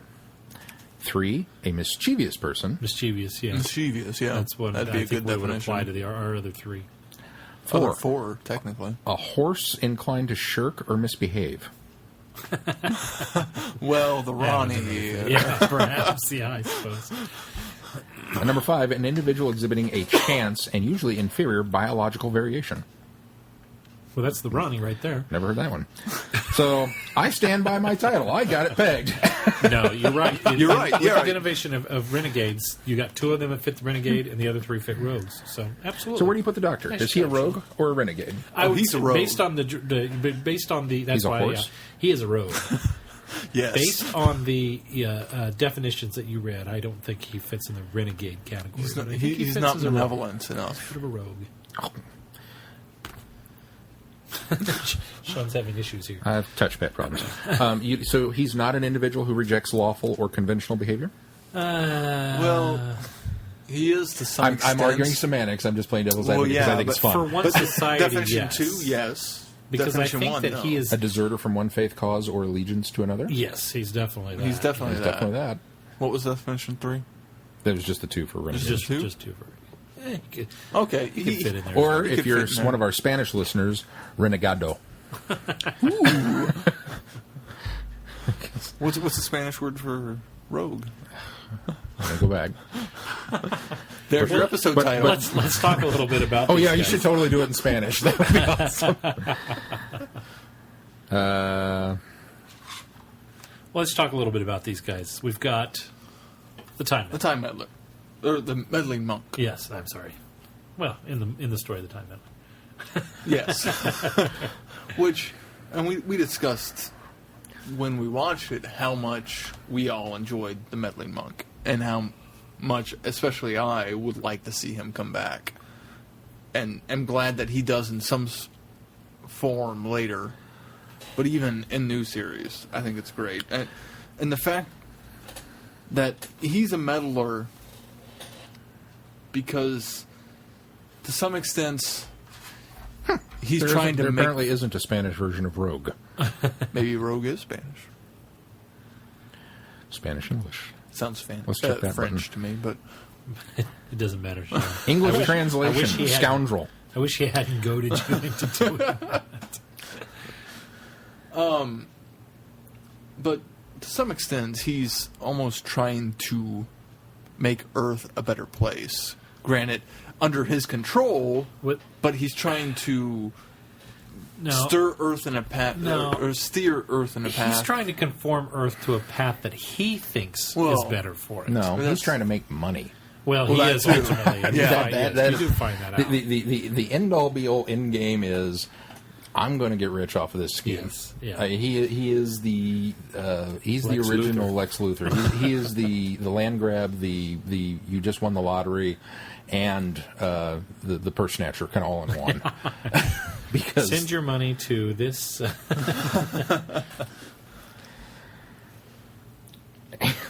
Surely there were better points in history to go to than. Well, it sounds like he had been in previous points in history. Saxon. Yeah. Yeah, no, I got the impression. He'd been jumping around in time. This is just where he ended up at this point. And this has just happened to be where the Doctor encountered him It's like Bender's big score. He just kind of jumps around time stealing stuff. But at this point, he is trying to manipulate the King's conquest in thwarting the Vikings as they raid... England. Anglo-Saxon England, yes. Yeah. Right? Which is why he had the atomic cannon. Right. Which is still there. Buried under some leaves. Hiding out. I wonder how rusty it gets. How long it takes to get rusty. The Doctor chose to just leave it there. Yeah. I'm going to blame the companions. Well, without atomic cannonballs, would it fire? Was it loaded? That's what I said. He hadn't gotten the... it wasn't on the sheet. He hadn't gotten the artillery for it yet. So it doesn't do any good. Atomic cannonball. Check. I'm sure Unit came across this many years later.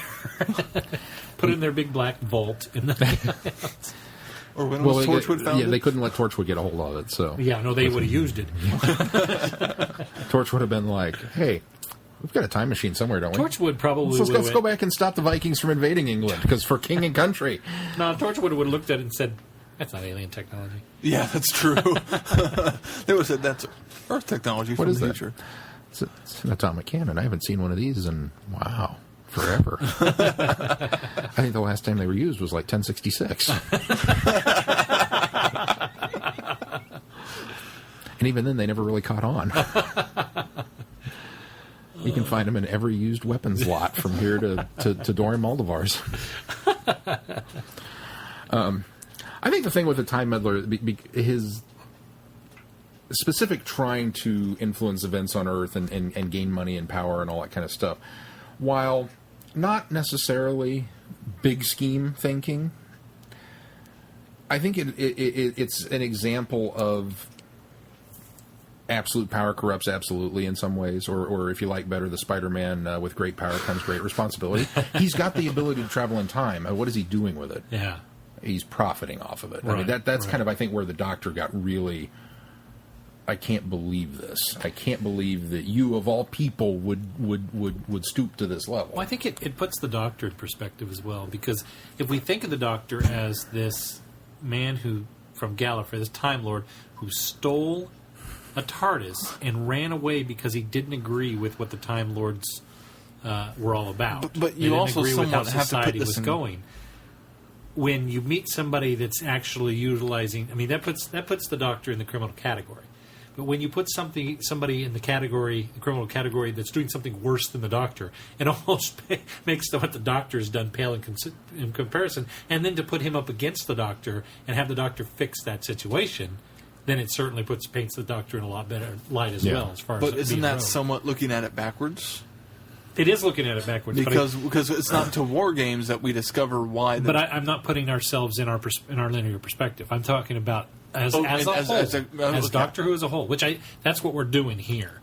When you're talking individual stories, I think you have to kind of base yourself. But I think because we're saying rogues and renegades, and we're doing everything as a whole, I think what it does, especially for us coming to this later, it paints the Doctor in a lot better light. Compared to his entire run. Well, and what we know of the Doctor to this day. The Time Meddler is such an, I don't want to say iconic, because it's not only iconic, it's important in the mythology of Doctor Who and the development of Doctor Who. This is the first encounter of somebody else of the same species. Yes, absolutely. And so, although I forget, did we ever actually establish that we are assuming he is a Time Lord? They didn't say Time Lord because they hadn't invented the term yet. No, I think obviously it's been retconned or whatever. Sure. It's been official establishment later that he is. They say, but he's the first one with a TARDIS. Yes. That there is another TARDIS out there. That kind of opened up this door of correct. Didn't the Doctor say they were from the same species, or was that? Am I thinking of War Games? Didn't in Time Meddler they I don't remember it. I don't remember it in Time remember it in War Games. So I do we remember might be it in War confusing Games too. Yeah. Very possible. But you're right. It's the first instance of. I mean, we were all mind blown when we saw that, and we knew it was coming. It's like, this dude's got a TARDIS. That was cool. Can you imagine what this would have been like for the first viewing in 1965? Following the show religiously from behind the couch and just been like, another TARDIS. Another TARDIS. And probably even a little bit of confusion. How do you get the Doctor's TARDIS? Yeah. And not until the companion. He's got his own TARDIS. And he traveled through time and got the Doctor. How would he travel in time in the first place? I mean, that's the first time we see a chameleon circuit working. Yeah, absolutely. Yeah. Wonderful, wonderful, wonderful stuff. Although, we look at this class, and we've kind of painted them in a negative light, rogues and renegades. Even if we throw the Doctor into this mix. Really what we have here is we have a band of people who so vehemently disagree with the ideology of Gallifrey. Yeah. It's time to bail. With the exception of maybe one. And I'll get there when we get to that. Well, we can talk about him now if you want. I think maybe two. Who'd be the other? My one is Omega. Ronnie wasn't... She didn't choose to leave. That's true. No, she was forced out. And they referenced in the stories that if given the chance, she would go back in a heartbeat. When do they reference that? I can't remember which one. I think Time. They made somebody... I want to say maybe... I want to say you're right. I want to say it was Sylvester McCoy said you could go home at any point in time if you apologized. Maybe that was... It was something to that effect. Maybe that was in Mark. You're right. That is brought up, but I don't get the impression that... I got the impression that she would. But he said it. And because of her... And I don't remember what her response was, but based on her response... I mean, she's jaded based on the fact that she was banned. So, I think they all her do pride still... is too big to allow her to go back, but I think they all do... Maybe that's why I don't... I think they all do have a animosity towards the Time Lord Society. Even though hers was basically a self-banishment or a runaway, hers was... I guess I could see that more in Time and the Ronnie as opposed to Mark of the Ronnie. I don't even see She seemed more bitter in Time than she did in Mark. She didn't have good things to say about the Time Lords in either of those. Well, yeah. So I mean, that's why it's become such an eye opener for me as we've progressed on this show, because the Time Lords were always big hats and organ music, and just I always regarded the Time Lords as this very mysterious yet cool factor in the Doctor Who universe. And it was always, oh, good, we get to know more about the Time Lords. Well, it's always great to learn more. Yeah. I mean, to learn how horrible his they people are. And his planet and all this kind of stuff. And the Doctor has always kind of been our rose-colored glasses into Gallifrey. And he's always kind of been the, well, they keep the peace. They do this. They do that. They're not very good at it, but, back in my... And even in the new series, before this went down, if the Time Lords were here, this wouldn't have been allowed to have happened. Right. So they're here to make sure things go right. But then as we learn more about them, we learn that it's a self-proclaimed title. Well, especially they're the ones that just have decided we will be the keepers of time and make sure that it flows the way we think it ought to. Right.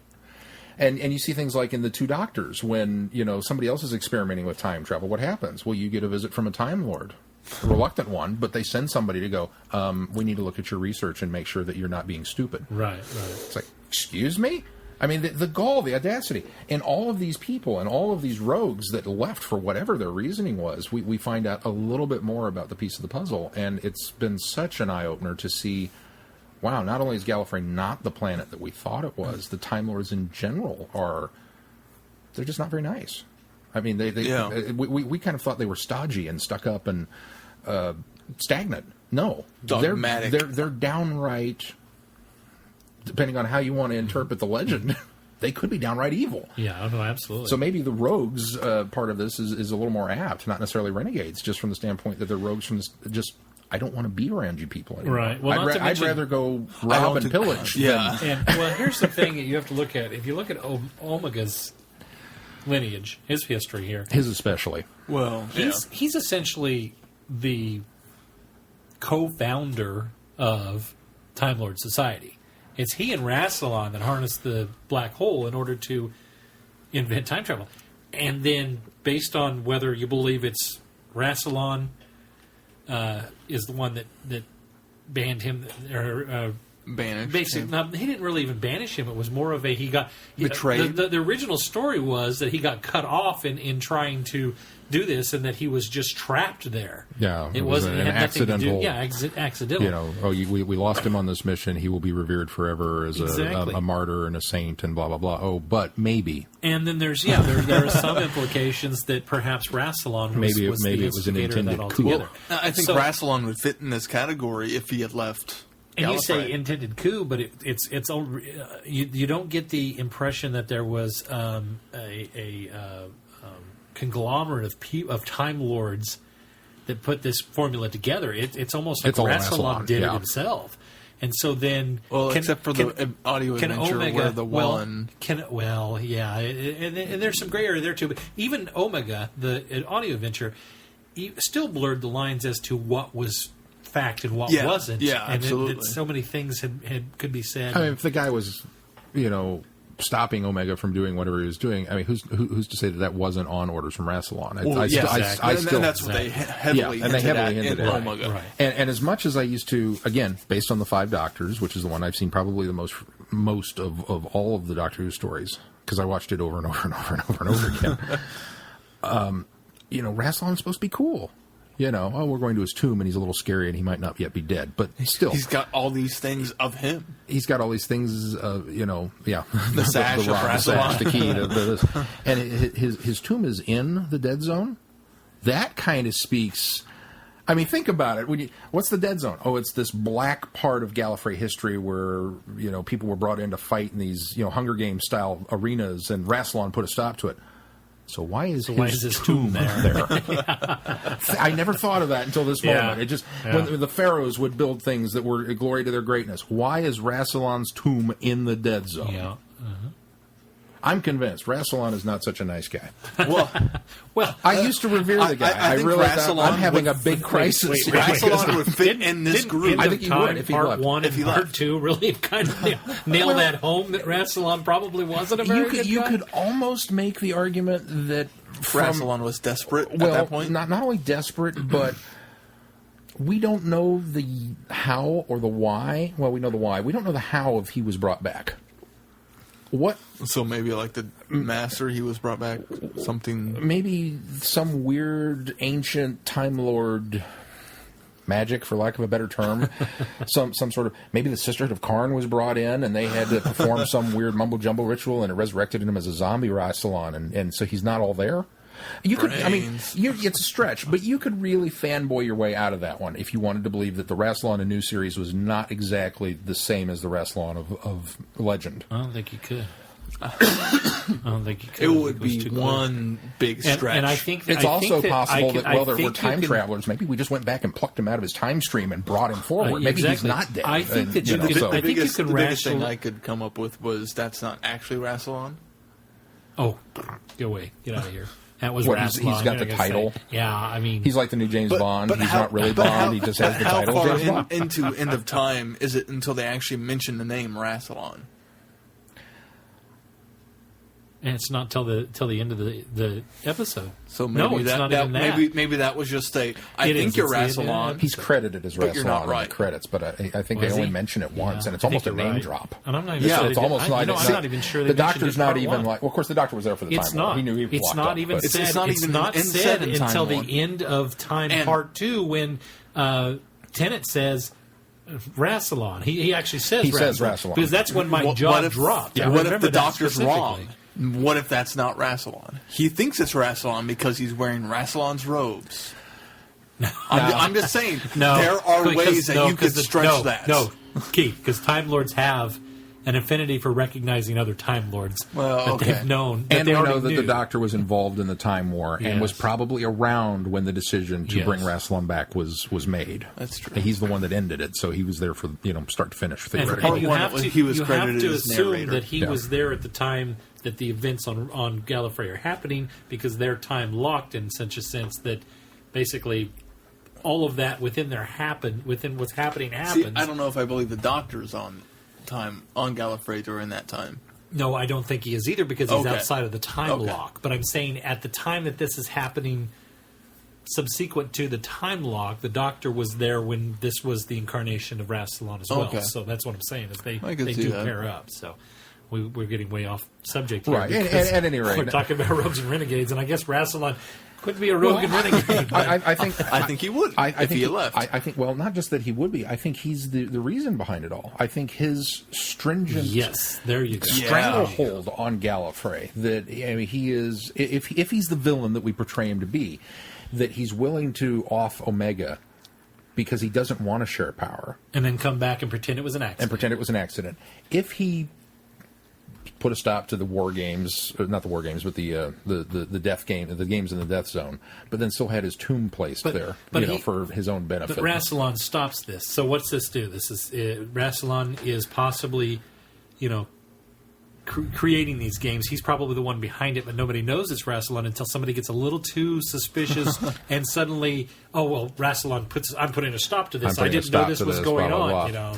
And then turns out 2 days later, some random senator on the Gallifrey Council winds up dead in a car accident. Exactly. Yeah, exactly. That sort of thing. Although that would make a great Doctor And then adventure of him discovering that. Rassilon dies, figures out a way to live in immortality, and ends up penalizing anybody else that tries to seek Because this he secret. doesn't want. It's not that he's Exactly. malevolent and he's trying to. It's a curse, not a blessing. No, it's because he doesn't want to share. Exactly. I mean, this really Exactly. starts And piecing so things then together. all the way up until the end, yeah. And what if Rassilon was the one whose cat was bitten by these giant mutated mice? Probably not. No, probably not. But oh well. But what's a Gallifreyan cat like anyway? Longer whiskers? Bigger ears? I don't know. Do they get 12 lives instead of 9? Oh, I don't know. I just it's an interesting thought process that's kind of slowly dawned on me as we've ground through these episodes, and it's like, man, Gallifrey sucks. I mean, Yeah. Time Lord Society is so stuffy and stodgy, and every time we encounter them, I like them less and less and less. I thought that years ago, but it Well, wasn't I just just- recently. it was- well, we've my expressed naivety. that before Yeah. on this podcast. It's almost like, especially going through these, sympathizing with the Sith and seeing the dogmatic views of the Jedi, especially in the only in the prequel era. And seeing why, I could see why Dooku would turn to the dark side. Well, really, I mean- why he would Look at the go war away. games. I mean, we've got Troughton, and we've got this horrible thing, and this is another one that I would dispute on your thing because it's not a microcosm. I mean, these people have time machines. They're only good for so many trips, and so we need to get somebody in who's going to fix it. It's But not- it's the not damage quite- they could have done had they it's- not chosen to start off on this. That's just it. It's not quite the microcosm, but it doesn't. It hasn't. It has the potential to escalate to a very large scale. Right. But even at the point where it's quelched in the war games, it hasn't come to that yet. We're still working on a very small basis in the scheme of everything, in the scheme of the it's universe. this I guess is what I'm species saying. trying to figure out the best way to conquer the universe. Yes, and these guys were very low key starting out, even in the complexity that it is. Regardless of taking everybody out of their time. Right, Well, exactly. and I agree. Let's not forget we're that once utilizing everything all was of blown, Earth Wars, if you realize it. Yeah. So that's the microcosm there. but let's not forget that once everything was blown, and for all intents and purposes, it's over, and we've captured the not the war chief, but the war lord, and he's on trial on Gallifrey. These guys are not afraid to storm the Citadel and retrieve him. Yes. And nearly make it. Right. Exactly. Exactly. I mean, that's gutsy. For all that we know of Gallifrey, for all the mystique and mystery that's been built up for it, now we finally get to the da-da-da, here it is, and the Doctor's afraid of these people, and we go here. And then these guys bust down the door and start shooting people. It's like, ha-ha! And escape with the... it's like... That's true. Whoa! Really? Now, they didn't get very far. Right, but right. they... That was a valiant effort. It was about. It's like trying to rob a casino. They made it almost to the front door. Right. So I don't know. There's just I think they're being undersold by. Why is there a Yeti and a Dalek in this picture and a Cyberman? That was my point when we I reviewed know. it. when he's It's still defending thrown himself by- at his trial. But they're next to each other, along with the Doctor. It's a They're gr- all it's a on the group same- photo. Yeah, it's a group photo. It's obviously a promotional there's a quote production there, thing. too. Isn't it? That's why I And said and this as picture is an Ice Warrior. misleading when I did Warrior the cold yeah, open. no, that's what that is a promotional pic. Yeah. Yeah, that's not. That's definitely not from the episode. Yeah. Although all of them are represented. I in remember looking at the back of that, seeing, oh, look, he's going to actually come up against these. Yeah, No. shame on you to entertain. Shame. Yes. Sorry. Wait, that one says Warner Brothers. No, No, I'm it just doesn't. kidding. No, it doesn't. No, I'm just kidding. All 10 parts of it are to entertain. Well, we've already talked about Omega quite We a have bit. talked about Omega. He's still one of my favorite Time Lords. I totally agree. Of all of these that we've gone through, Omega is still my favorite rogue or renegade. I think the Meddling Monk is a very close second for me. But yeah, I agree. Omega, all the way. I think his character is fascinating in the sense that I can't wrap my brain around the idea of a Time Lord getting, just no matter what happened, a Time Lord being trapped on the other side of a black hole in an antimatter universe and surviving everything. His entire survival is based on his will alone. Oh, I know. And everything in that universe is created based on his will. And the idea of his existence basically dematerializing because he's having to use so much will to keep himself alive that it's and his universe alive and to fuel his own universe was incredible. So the idea of this megalomaniac then trying to get back to our universe, to the matter universe, and the possibility of the destruction that something like that could cause. Wrapping my brain around that just from the two doctors, or three doctors was amazing.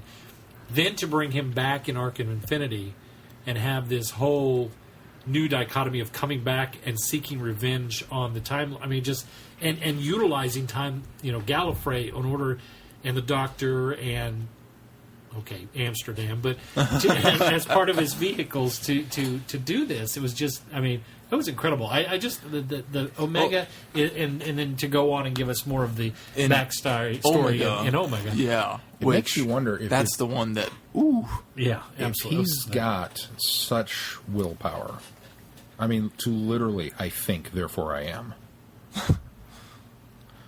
No wonder Rassilon wanted to get rid of him. He personifies that statement. It was written with him in mind. It had to have been, or vice versa. But it's no wonder Rassilon wanted to get rid of him. Who would want to share power with that guy? Yeah, no kidding. Yeah, maybe Rassilon isn't such a bad guy after all. Rassilon or Omega? Rassilon. Rassilon is what you're saying. If Omega can create an entire universe by willing it into existence, that tells me that Rassilon is so egotistical that there's someone this powerful. I'm in a shadow of him, so I have to get rid of him. That makes him evil to me. Omega, he not has doubt this that he's natural egotistical. power. Yeah. he has that much in his mind, and the fact that he can make these things happen tells me that he may not necessarily be evil. It's the isolation in this alternate universe, in this trapped behind this black hole that pushes him to try to do these things, even to some extent, aren't as evil as he should be. Is he that megalomaniacal, or is it the loneliness that has driven him to I think that's what it version of is. insanity? I think that's what it is. But and it's Rassilon's. Based on this conversation, I so wish you guys had read Shauna by now, because there is. We couldn't talk about it. We can't. There are parts of this that are so wonderful, because it has nothing to do with Omega, but it has to do with other Time Lords that each have their own special ability or power or reason why. Well, I can't say too much. Anyway. If you leave your iPad here, I'll read it. Afraid that won't happen. 37 chapters on a laptop. 37? No, 73. 73? 73 chapters. But they're short chapters. Yeah, they are. But still. But it's a dry heat. Okay, that equals 37 normal chapters. Anyway, knowing some of the things I know about that even makes Omega's character and characteristics, the implications of the different things that not only are Time Lords, Masters of Time, and Guardians of Time, but there are certain Time Lords throughout Time Lord history that have their own unique psychic powers or their own unique abilities that make the Time Lords as a whole even more fearful because of the fact that that this society has bred these certain types. Omega being just one of those types is fascinating to me.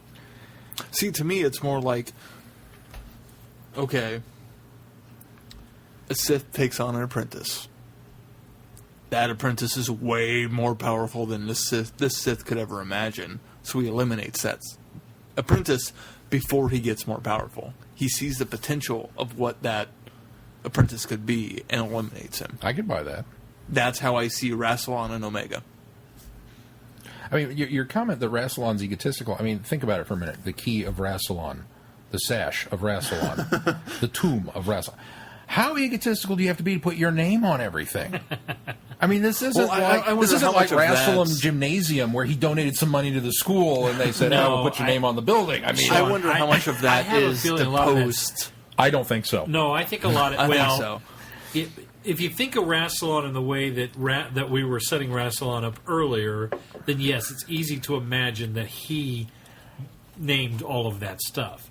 On the flip side of that, I think a lot of that, because he's revered, I think he set himself up to be revered so highly that everything is named after him. And I think that's what happens is in the course of history.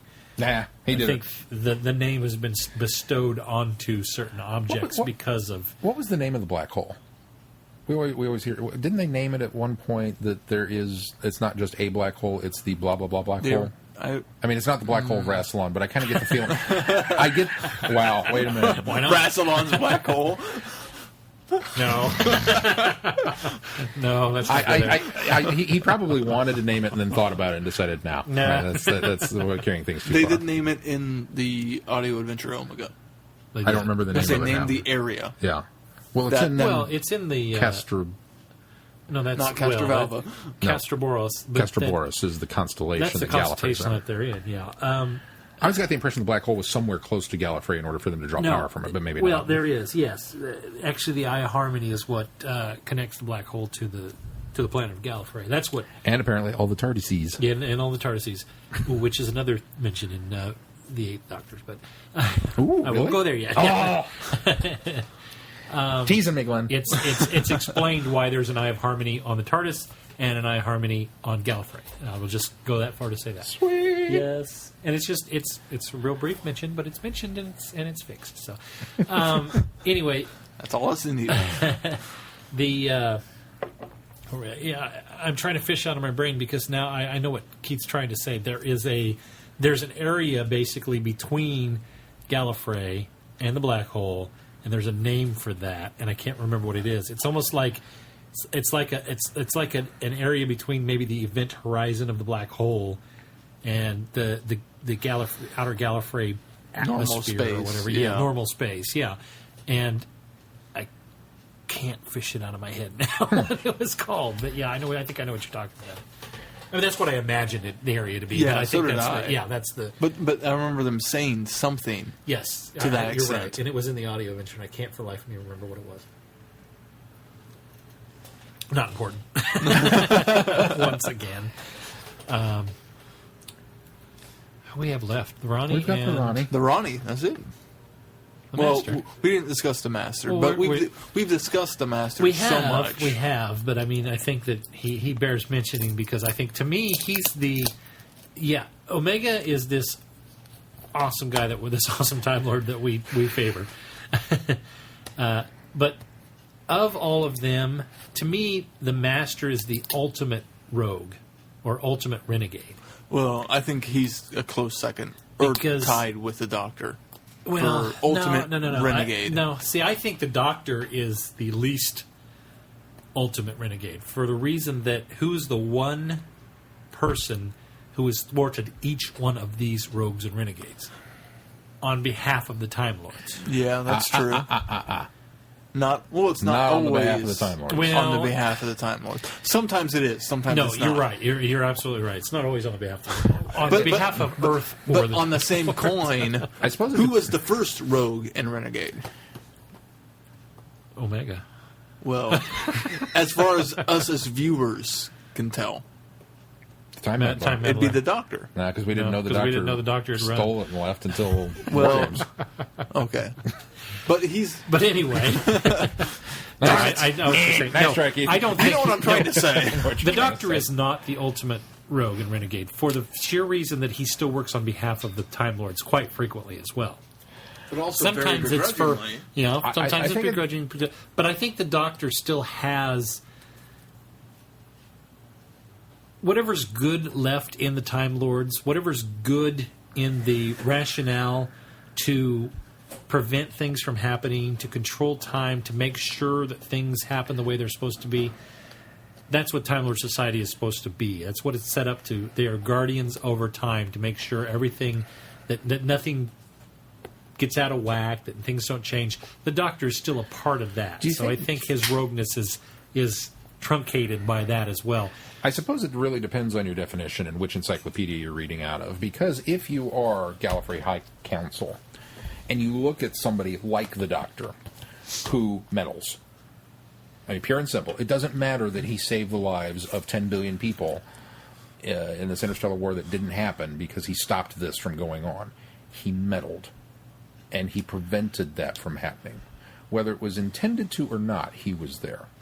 And then when you start stacking up that list of quote-unquote crimes of, meddling and interfering and doing this and doing that and blah, blah, blah, blah, blah, I could see where he would kind of be, on the 10 most wanted lists. That there's probably at one point in time, and maybe not to the degree But I think that's been portrayed, but certainly by the time of War Games, when they finally find him, I'll bet his poster was in a wanted poster was in a few post office boxes on Gallifrey. I really believe that. With the fervor with which they came after him, it wasn't just that's the guy who stole a car once. I mean, Yeah, Well, that's you true. don't go out But I of your think way to there's a- find that one car thief. I think there's a difference, though, because I think Hartnell is the Doctor that ran from the Time Lords. I think he's the kid that ran off with the car and didn't return. He's the prodigal son that went away and squandered all his whatever potential. potential. Throughout the course of the first and second Doctors, he's meddling. He's doing things that the Time Lords don't necessarily agree with. He's working outside the bounds. He's doing things that the Time Lords don't feel he should be messing with. So he's brought to Gallifrey and he's put on trial. Does his crime and he does his time. And his time is becoming the third Doctor and going to Earth and being banished there to work with the humans, because they obviously realized that he was going to do some good. They couldn't just And he was doing good. Yeah. So, but I think the Doctor earns at least a lot of the Time Lord's respect and admiration throughout the course of the third, fourth, fifth, sixth, even seventh Doctor, because he's always seems to be working in favor of them at times when necessary. It's like you said, he's still championing a lot of the causes. He's still championing a lot of the causes at the times that, well, if, as you said, if they were here now, they would have done this. They always do things maybe not the right way, but they're doing the right thing, that kind of thing. So, I disagree. I think that he's not one of the 10 most wanted. I think there are factions of Time Lords that want him gone, and that's obviously evident in the 8 Doctors as well. But there are factions on Gallifrey that would rather see him gone.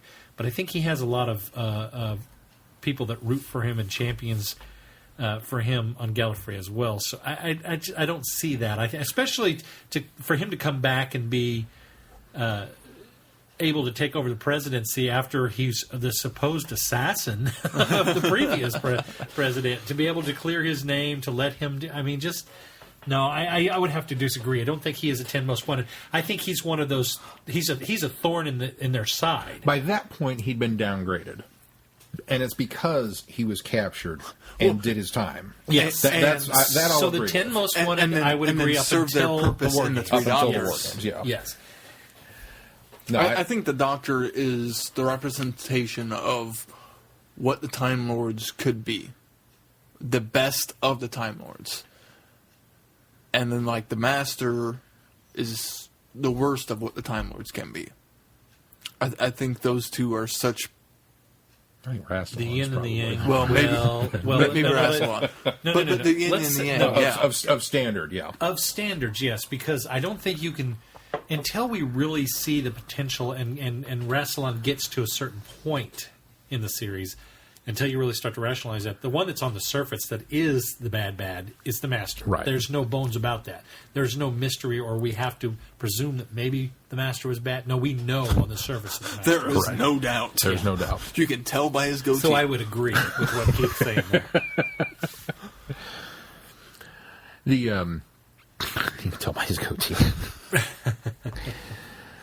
The part of this that I think is really intriguing, specifically dealing with the Doctor and his character, are the Time Lords who champion him, and I use that term loosely because like you said, I think he's still a thorn in the side even after he's done his penance. But is he regarded as the President said to the Master in the 5 Doctors, whereas you are expendable? I mean, we need somebody who can get this job done, and as of right now, the Doctor's meddling doesn't run counterproductive to what Gallifrey wants for the galaxy. Right. So we're inclined to let him go. Yes. We're inclined to not mess with it.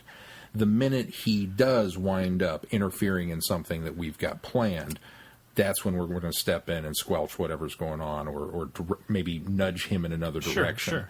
So, as long as we're parallel, we're okay with it. But, I mean, do you see it as I don't know what I'm trying to say here. Is it a hands-off approach because they want, this is what they wish they could be? I mean, and the Doctor, even for that matter, I'd be really curious to, not that I want to see it, I have to be very careful for wishing for things like this, because it's like the Starfleet Academy movie everybody was all excited about. It's like, I have no desire to see everybody at college. I just don't care. But what happened that instilled such a set of moral right in the Doctor, based on everything that we know about Gallifrey? This stagnant, boring... I mean, was he just the black sheep? Was he just that bored? Yeah. And then got out in it and decided, this should be better? I Or was it would love to something see what caused him to say, I could do this better. I need to leave I here. almost This wonder, is not like right. what you said, that maybe the best of Gallifrey, maybe it's actually in the manuals. Maybe this is what we're going to strive for. We're guardians of time. We're this. And he bought into the Is it something dogma. he bought into in Yeah. the academy? Textbooks. And then when he graduates from the academy, he realizes how hands off the Time Lords are. That's more of an observation post, Right. and not a intervention post.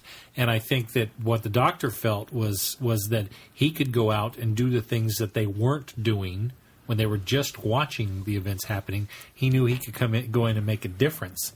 And I think that's why he initially goes in the first place. That's what I've always presumed. And maybe it isn't. Maybe it's something that he grew into. Maybe he just, the observation post look at the universe versus the archaeology, getting your hands dirty in the dirt, so to speak, of it, and him going, well, I've got a time machine. I can go see what this society was really like at the time that they were, I don't want to read about the fact that Raxacalcorius had a great party night. I want to go to party night. I think that's what the first Doctor especially was, because the first Doctor is not intending to go anywhere and change anything. He's more of an adventurer or an observer, but he just happens to be able to go to those places instead of maybe even reading about them. I think part of that also is the not being able to control the TARDIS and where they're headed. Well, the Doctor, the first Doctor had a lot more control over the TARDIS than we think he did.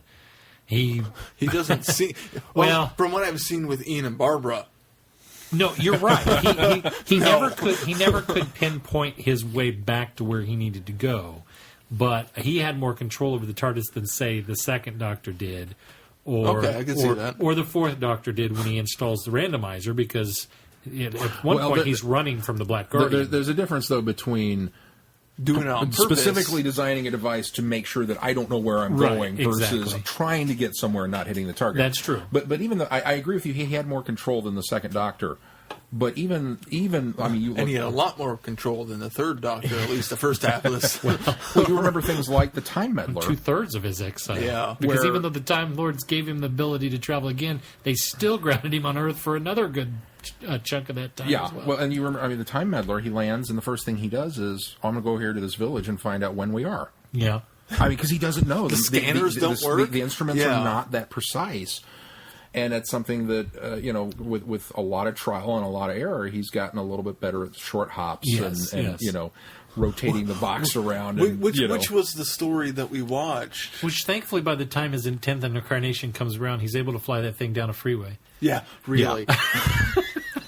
Not real well. It still looked quite out of control. Well, I imagine there was probably a bungee cord wrapped around the steering wheel and it's tied to the doorknob. Wasn't there at one point where he's like got strings hooked to the thing and he's like hanging out the door and he's like controlling the lever? Didn't that happen? Remember. I thought he was like hanging, like he opens the door and he's got like I think that's when he's near trying to rescue her from the vehicle. Yeah. I forgot what I was going to say. I don't know, but I love that scene. I don't know why. Everybody thinks that's corny, but I think that's the best scene in it. Well, it was nice to see the TARDIS in flight. Yeah. I mean, we've kind of always known it does that, but never really seen it until then. So we experienced being inside the TARDIS during flights in the 8th Doctor. And we get plenty of bad, graphics of the TARDIS spinning and it's going to hit a missile or something and then disappears last minute. Right, but exactly. Why not? I don't know. I think there's a lot of and well, this is I suppose the other thing is who on Gallifrey is keeping tabs on the TARDISes because apparently it's not hard to steal one. Well, clearly every key works. You see somebody ran off a couple master copies, because the master's got a TARDIS, the Doctor's got a TARDIS, the Ronnie's got a TARDIS, the Monk has a TARDIS. Here's my theory. Back in the day, the only one who doesn't is Omega. The War Chief stole and replicated several. I mean, back in the day, there was a car carrier. There was TARDISes one key for every TARDIS. And I think the Doctor, before he left, went around and changed the locks on every TARDIS, duplicated one master key, hid all the other keys so that later, if he needed to get into somebody else's TARDIS, he had the key to the TARDIS he needed to get into. Because I really don't think the Time Lords are that stupid to make every key I don't know. fit in every TARDIS. As arrogant as they are, and as pompous, I could see that they would probably look at it and go, steal our ships. We don't need... Now, we do get the wonderful scene in Invasion of Time when the guard's digging through the box of TARDIS keys going, well, this is a Type 40. Maybe it's per type. But so the Ronnie doesn't have a 40. No, the Ronnie's wasn't a Type 40. Both the Ronnie and the Master had much newer ones. Oh, yeah, that's true. I don't know. I just... Maybe it's like the Type 40s through Type 70s had the same key. The Type 70s to the Type... We never did get any other type beside 40 name. Maybe it's just luck. I mean, have you ever walked out to the parking lot and got into the car next to yours that happened to look like yours and then gone... Because your key fits? Wait a minute. This isn't my vehicle. You've never had that happen? No. I'll tell you a story real quick. I had a girlfriend that had a Fiero. You remember the Fieros? Fieros? Yeah, Fieros. The little red, sleek ones with the the really thin firewall between you and your back. But anyway, she had a Fiero, and her best friend had a Fiero. And they were both red, they were both same year and everything. She went out to her car one day, realizes, oh no, my keys are locked in my car. All right, so we go inside, we call the locksmith. It's going to be $90 for the locksmith to come out, because we're in a small town. Oof. Yeah, and it's late at night, and the locksmith's going to charge her $90 to come out. I said, well, before we spend $90 to have a locksmith come out here and get you into your car, why don't we go over and try Amy's key? And she said, that's the most absurd thing I've ever heard. Why would her key fit in my car? So I said, well, I don't know. It's worth a shot, right? It's that or $90. Okay, so we tell the locksmith, okay, we'll call you back if this doesn't work. We go get her key, and sure enough, the thing fit in there, unlocked her door and everything. That's because Ford can't make an infinite number of different types of keys. Well, that's true. They can make 50 different types of keys and lessen your chances of somebody else having a key to your car. And considering my Toyota pickup truck I had, which was older than me, only a couple years, but older. It had chairs in the back. It did have chairs in the back. And a sofa at one point. A hideaway sofa. My friend could start my truck with a multi-tool. That's just a wearing down of the tumblers in your It must be, car. but I guess it is possible. Maybe if the tumblers wear down to a certain point, you could have shoved anything into your ignition and turned that key over. I read somewhere that I think it's actually there's a 1 in 19 chance. That's probably right. That if you all have same make model, same car, make model, whatever. 19 of you in the room. One, well, if you had, I guess you'd have to have 20. No, 38. That's math. That's not a good Saturday night. You'd have to have 38 people good thing in the it's room. Tuesday or Wednesday. 38 people in the room. 36. 38 people in the room. 2 of them are going to have matching keys. Right. In theory. In theory. Yeah. In theory, I 2 of each of the 38 are going to have matching keys, right? Well, if it's if it's 1 in 19. If it's 1 in 19. Yeah, that's true. No, it's still 1 in 19. The odds are 1 in 19, so no, that's not true. But 2 out of 38 would There you go. have, yeah, magic keys. But the odds of having 38 people with the same make and model of a car. That's probably harder to pull Well, off. you'd have to do it. Is there anything else we can say about Rogues and Renegades? I just want to see the Doctor hot wiring a TARDIS. We've talked a lot about Rassilon. Well, we've talked a lot about the Doctor. As far as the Doctor hotwiring a TARDIS, Neil Gaiman obviously explained to us how the Doctor was able to steal one. And the fact built that it from scratch. Well, no. The TARDIS not only... Well, the TARDIS chose him. The TARDIS stole the Doctor as well as the Doctor stealing the TARDIS. Sure. So, I mean, there's somewhat of a leeway of, okay, how was he able to steal a TARDIS? The key stuff, maybe not so much. I think it'd be pretty easy to steal a TARDIS. I'm sure they're all sitting in a room somewhere. Oh, I'm sure they are. The But Type 40 is the one that nobody wants anymore. you'd have to learn how to operate it. Yeah. Do you think there was a... And I still wonder, well... The TARDISes are a dime a dozen for the Time chameleon Lords. circuit also...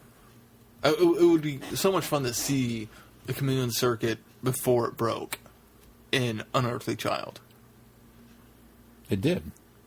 You saw it in perfect operational order in Unearthly Child. Yep. Well, It disguised itself as a police box. And then the story... That was the last time. The last time, yeah. Well, aside from until Silver Nemesis. No, it wasn't. It was, It was Attack of the Cybermen. Yeah, Attack of the Cybermen. When he got it that working. the working. organ. It was an organ. Da-da-da-da-da-da. And it was a... A cupboard or something, a big wardrobe. Or was it a No, it wasn't grandfather clock. It was No, a, that's was- the that's Masters. Yeah, it was some sort of ornate pillar, wasn't it? Yeah, something like that. Yeah. I don't know. Oh, no. Neither one of them blended in. Just because I don't So it remember, still wasn't quite working. Just because I don't remember if we talked about it last week in our Ronnie archive. She makes the comment in Mark of the Ronnie about, well, I can change my appearance, you're still ugly, or you're stuck with Oh, yours. yeah, we didn't talk about we that. started to talk about Did we talk yeah. about that on podcast or not? We did, but we didn't, yeah. Well, we discussed about the whole regeneration thing, and then Romana blowing a big hole in that in Destiny of the Daleks when she burns through 4 bodies in 4 minutes. But yet, I'm inclined to read into the Ronnie's comments, I can change my appearance, that for Time Ladies specifically, maybe that's an extra benefit. Now, not from the standpoint that we're dealing with different species, because we know that Time Lords can go from male to female. You guys, wait. Also, thank you, Neil Gaiman. You guys jumped all over that. Here's Glenn with the official no. You misinterpreted the conversation. And I wish I had it exactly here verbatim for you, because you would totally understand where I'm coming from. The doctor said, or she made a comment about the doctor's wardrobe. She did. He made a comment about her appearance. Correct. She was talking about her wardrobe could be changed, whereas his appearance couldn't. That's what she was saying. His wardrobe could be changed. She just needs to go pick a new outfit. Okay, but her related comment was to his regeneration. So his face he could not be changed. See, I didn't because he's talking about her wardrobe. She's saying unlike his appearance not being able to be changed, her wardrobe could be changed. You guys tried to read into that to fix Romana's. You're damn straight. I tried to fix it. It doesn't work though, because if you go listen to the conversation in context, I guess I'll have to go back. They weren't. There was no. Yes, you're retconning it is what you're doing. You're trying to make it work for that purpose. It doesn't, because it was just dialogue. It was witty dialogue on how she could change her clothes, but he couldn't change his appearance. That's what it boiled down to. All in favor? The only reason I became able to fight that this time is because I said that one night when you guys said that in Friday at Who. Nobody believed me. And then you know what happened? Last week? No, was it last week? 2 weeks ago. Dr. Phil sent some wonderful... No, it was last week. Sent some wonderful feedback on both shows. Archive. And what did the Mark of the Ronnie one start with? That precise dialogue. So I got a chance to hear it again, and I went, aha! I'm right! It could... Any other questions? I can see both. No. But I can see... There's no see about it. If you want to believe that to satisfy your own... I can see how Sean would believe that. If you want to see it that way, why am I always the bulwark of... I can see where Sean would believe that. I can see where you would believe that. Go back and listen to it, and you will understand the context in which it was made. I understand perfectly the context in which it was made. It means that when you regenerate into a Lady Time Lord, you have the ability to keep going. Because who would stop there? Oh! And apparently go back. What's next on the schedule? All these people were excited about us talking about rogues and renegades, and we talked about Rassilon and the Doctor. Rassilon garage we sales. Didn't disappoint the two biggest rogues of all. No. Well... And obviously, if you have questions or comments of your own, please send them to us. We'd love to have them. And if you want to chime in about that wardrobe thing, too, go ahead. But you're wrong, too. Now, go ahead. Coming up next on the schedule, Regenerations. No, I'm kidding. Friday Night Who this week, we continue with the story arc that was set up in Frontier in Space with the Pertwee story Planet of the Daleks. We push play at midnight on Friday. And then next week... the big episode 74.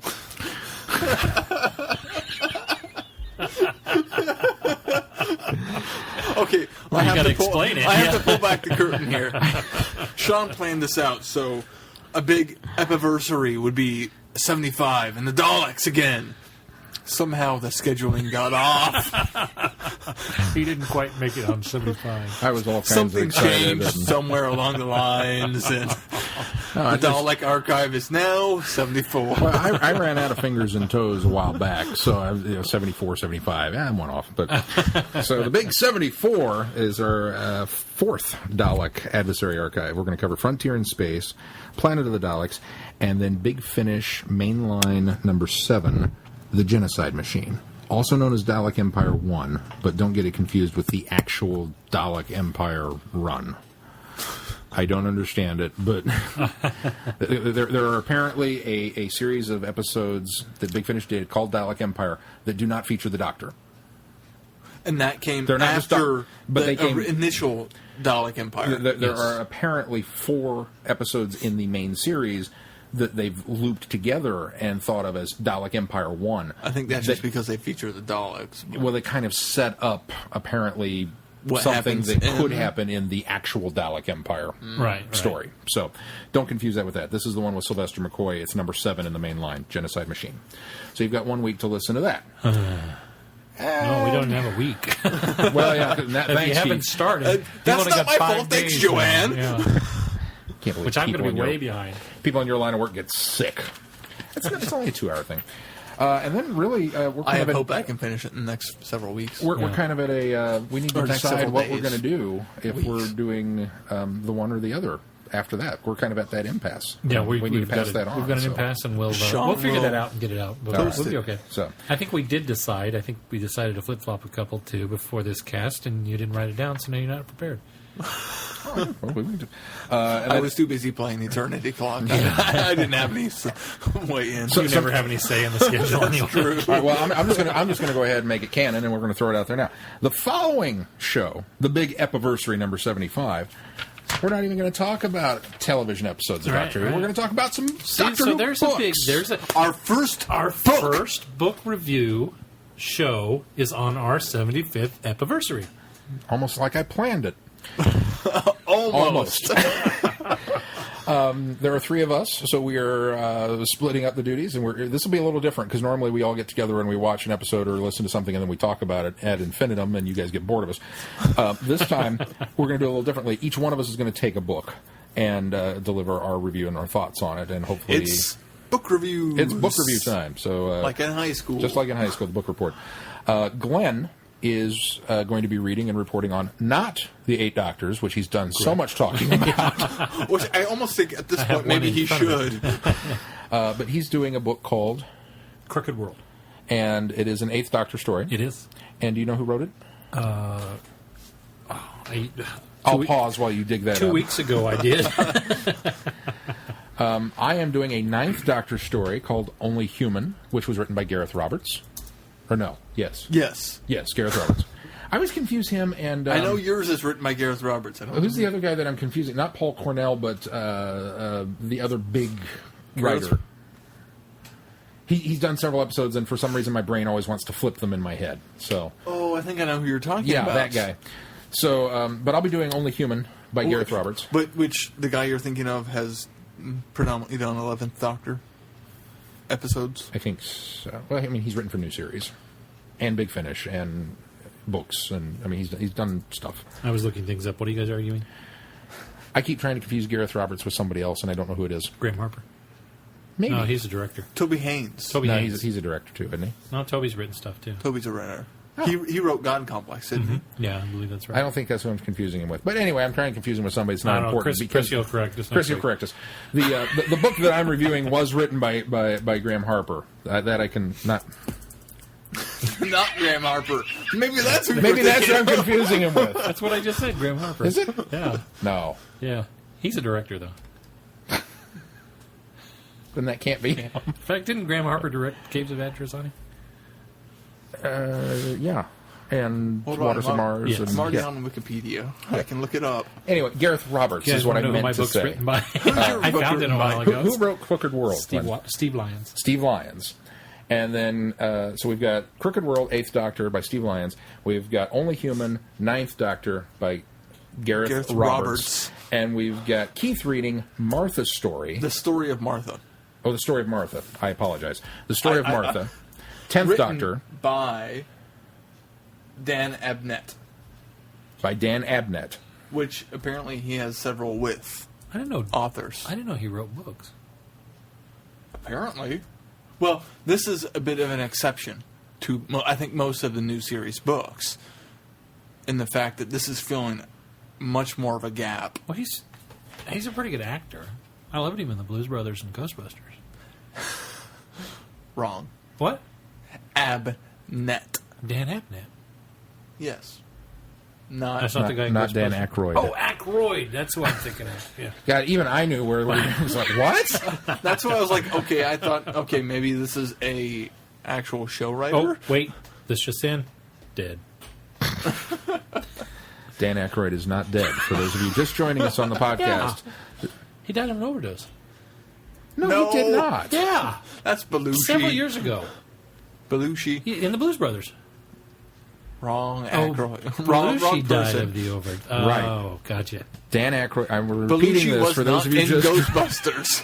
for those of you just joining No, us. Belushi was not in Ghostbusters. Belushi was not in Ghostbusters. Dan Aykroyd is not dead. Regardless, the story of Martha has 5 other contributors to this. Oh, is that what we're talking about? That's what we were talking about.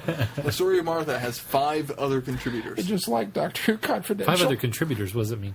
That means it's a series of short stories Oh, I got you. based in this time frame, collaborated by Dan Abnett, and probably bookended by him. I got you. Gotcha. I haven't started it yet, so I don't know. You better hurry. Okay, so if you're wanting to follow I got along 2 at weeks. home, you've got a lot of reading all of a sudden to spring on you. I apologize. We were kind of thinking that was going to come later, but we decided we couldn't wait. We wanted to do it for the 75th Epiversary. So we've got Daleks and books coming up soon. Daleks and books. And hopefully, That's a good combination, if you ask me. still looming on the horizon is Shada. We'll get it. I And promise. somewhere there's a chorus screaming, "Get on with it!" If I can find it at Barnes & Noble, I might just break down and buy it. There you go. All right, that's going to do it for this week. And for those of whoever you talked to that said, "Yeah, we can send you a review copy," we have not yet received it. We're still waiting on our review And copy. so we'd really like to have. I'm glad I that. never hinted at the review copy of Eternity Clock, if you never got it 'cause I never either. got it, and regardless, I would have bought it anyway. All right, that's going to do it for this week. Until next week, I'm Glenn. I thought you were a renegade, I'm a renegade. or were you a rogue? Whatever. I'm Sean. I'm Keith, and I don't have a Rolo in my mouth. Cheers. Good night, everyone. Be seeing you. Dead.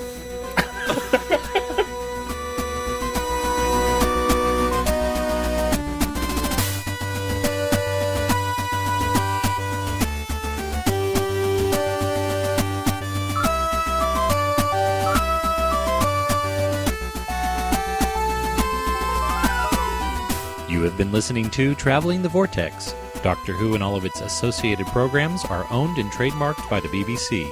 No infringement is intended or implied.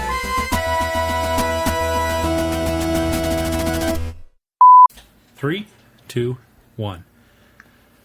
How's it go again? We've joined the Doctor as he travels the Vortex and landed at episode number. 3, 2, 1. We've joined the Doctor and as he travels the Vortex. Okay. 3, 2, 1. We've joined the Doctor as he travels the Vortex. It's not as easy as it It's looks, doesn't it? You it's do it only every the week. name of the show. You should be okay with this. Vortex. Wait a minute. Vortex. 3, 2, 1. We've joined the Doctor in traveling the Vortex and landed at episode number 7. Did I get it? Close enough. What did I say? I normally say as he. As he. Okay. Well, I said want to do in. it how you do it. We joined the Doctor in Traveling the Vortex. Yeah, that was okay. It works. We've joined the Doctor as he travels the Vortex and landed at episode number... I was almost there. So close. In a world. And I don't have you guys interrupting like Sean and I do all the time. You see how hard it is, Glenn? You know what? I'm It's terribly hard. going to apologize for all the rough times. Here's a roll-up. Thank you. Deserve that.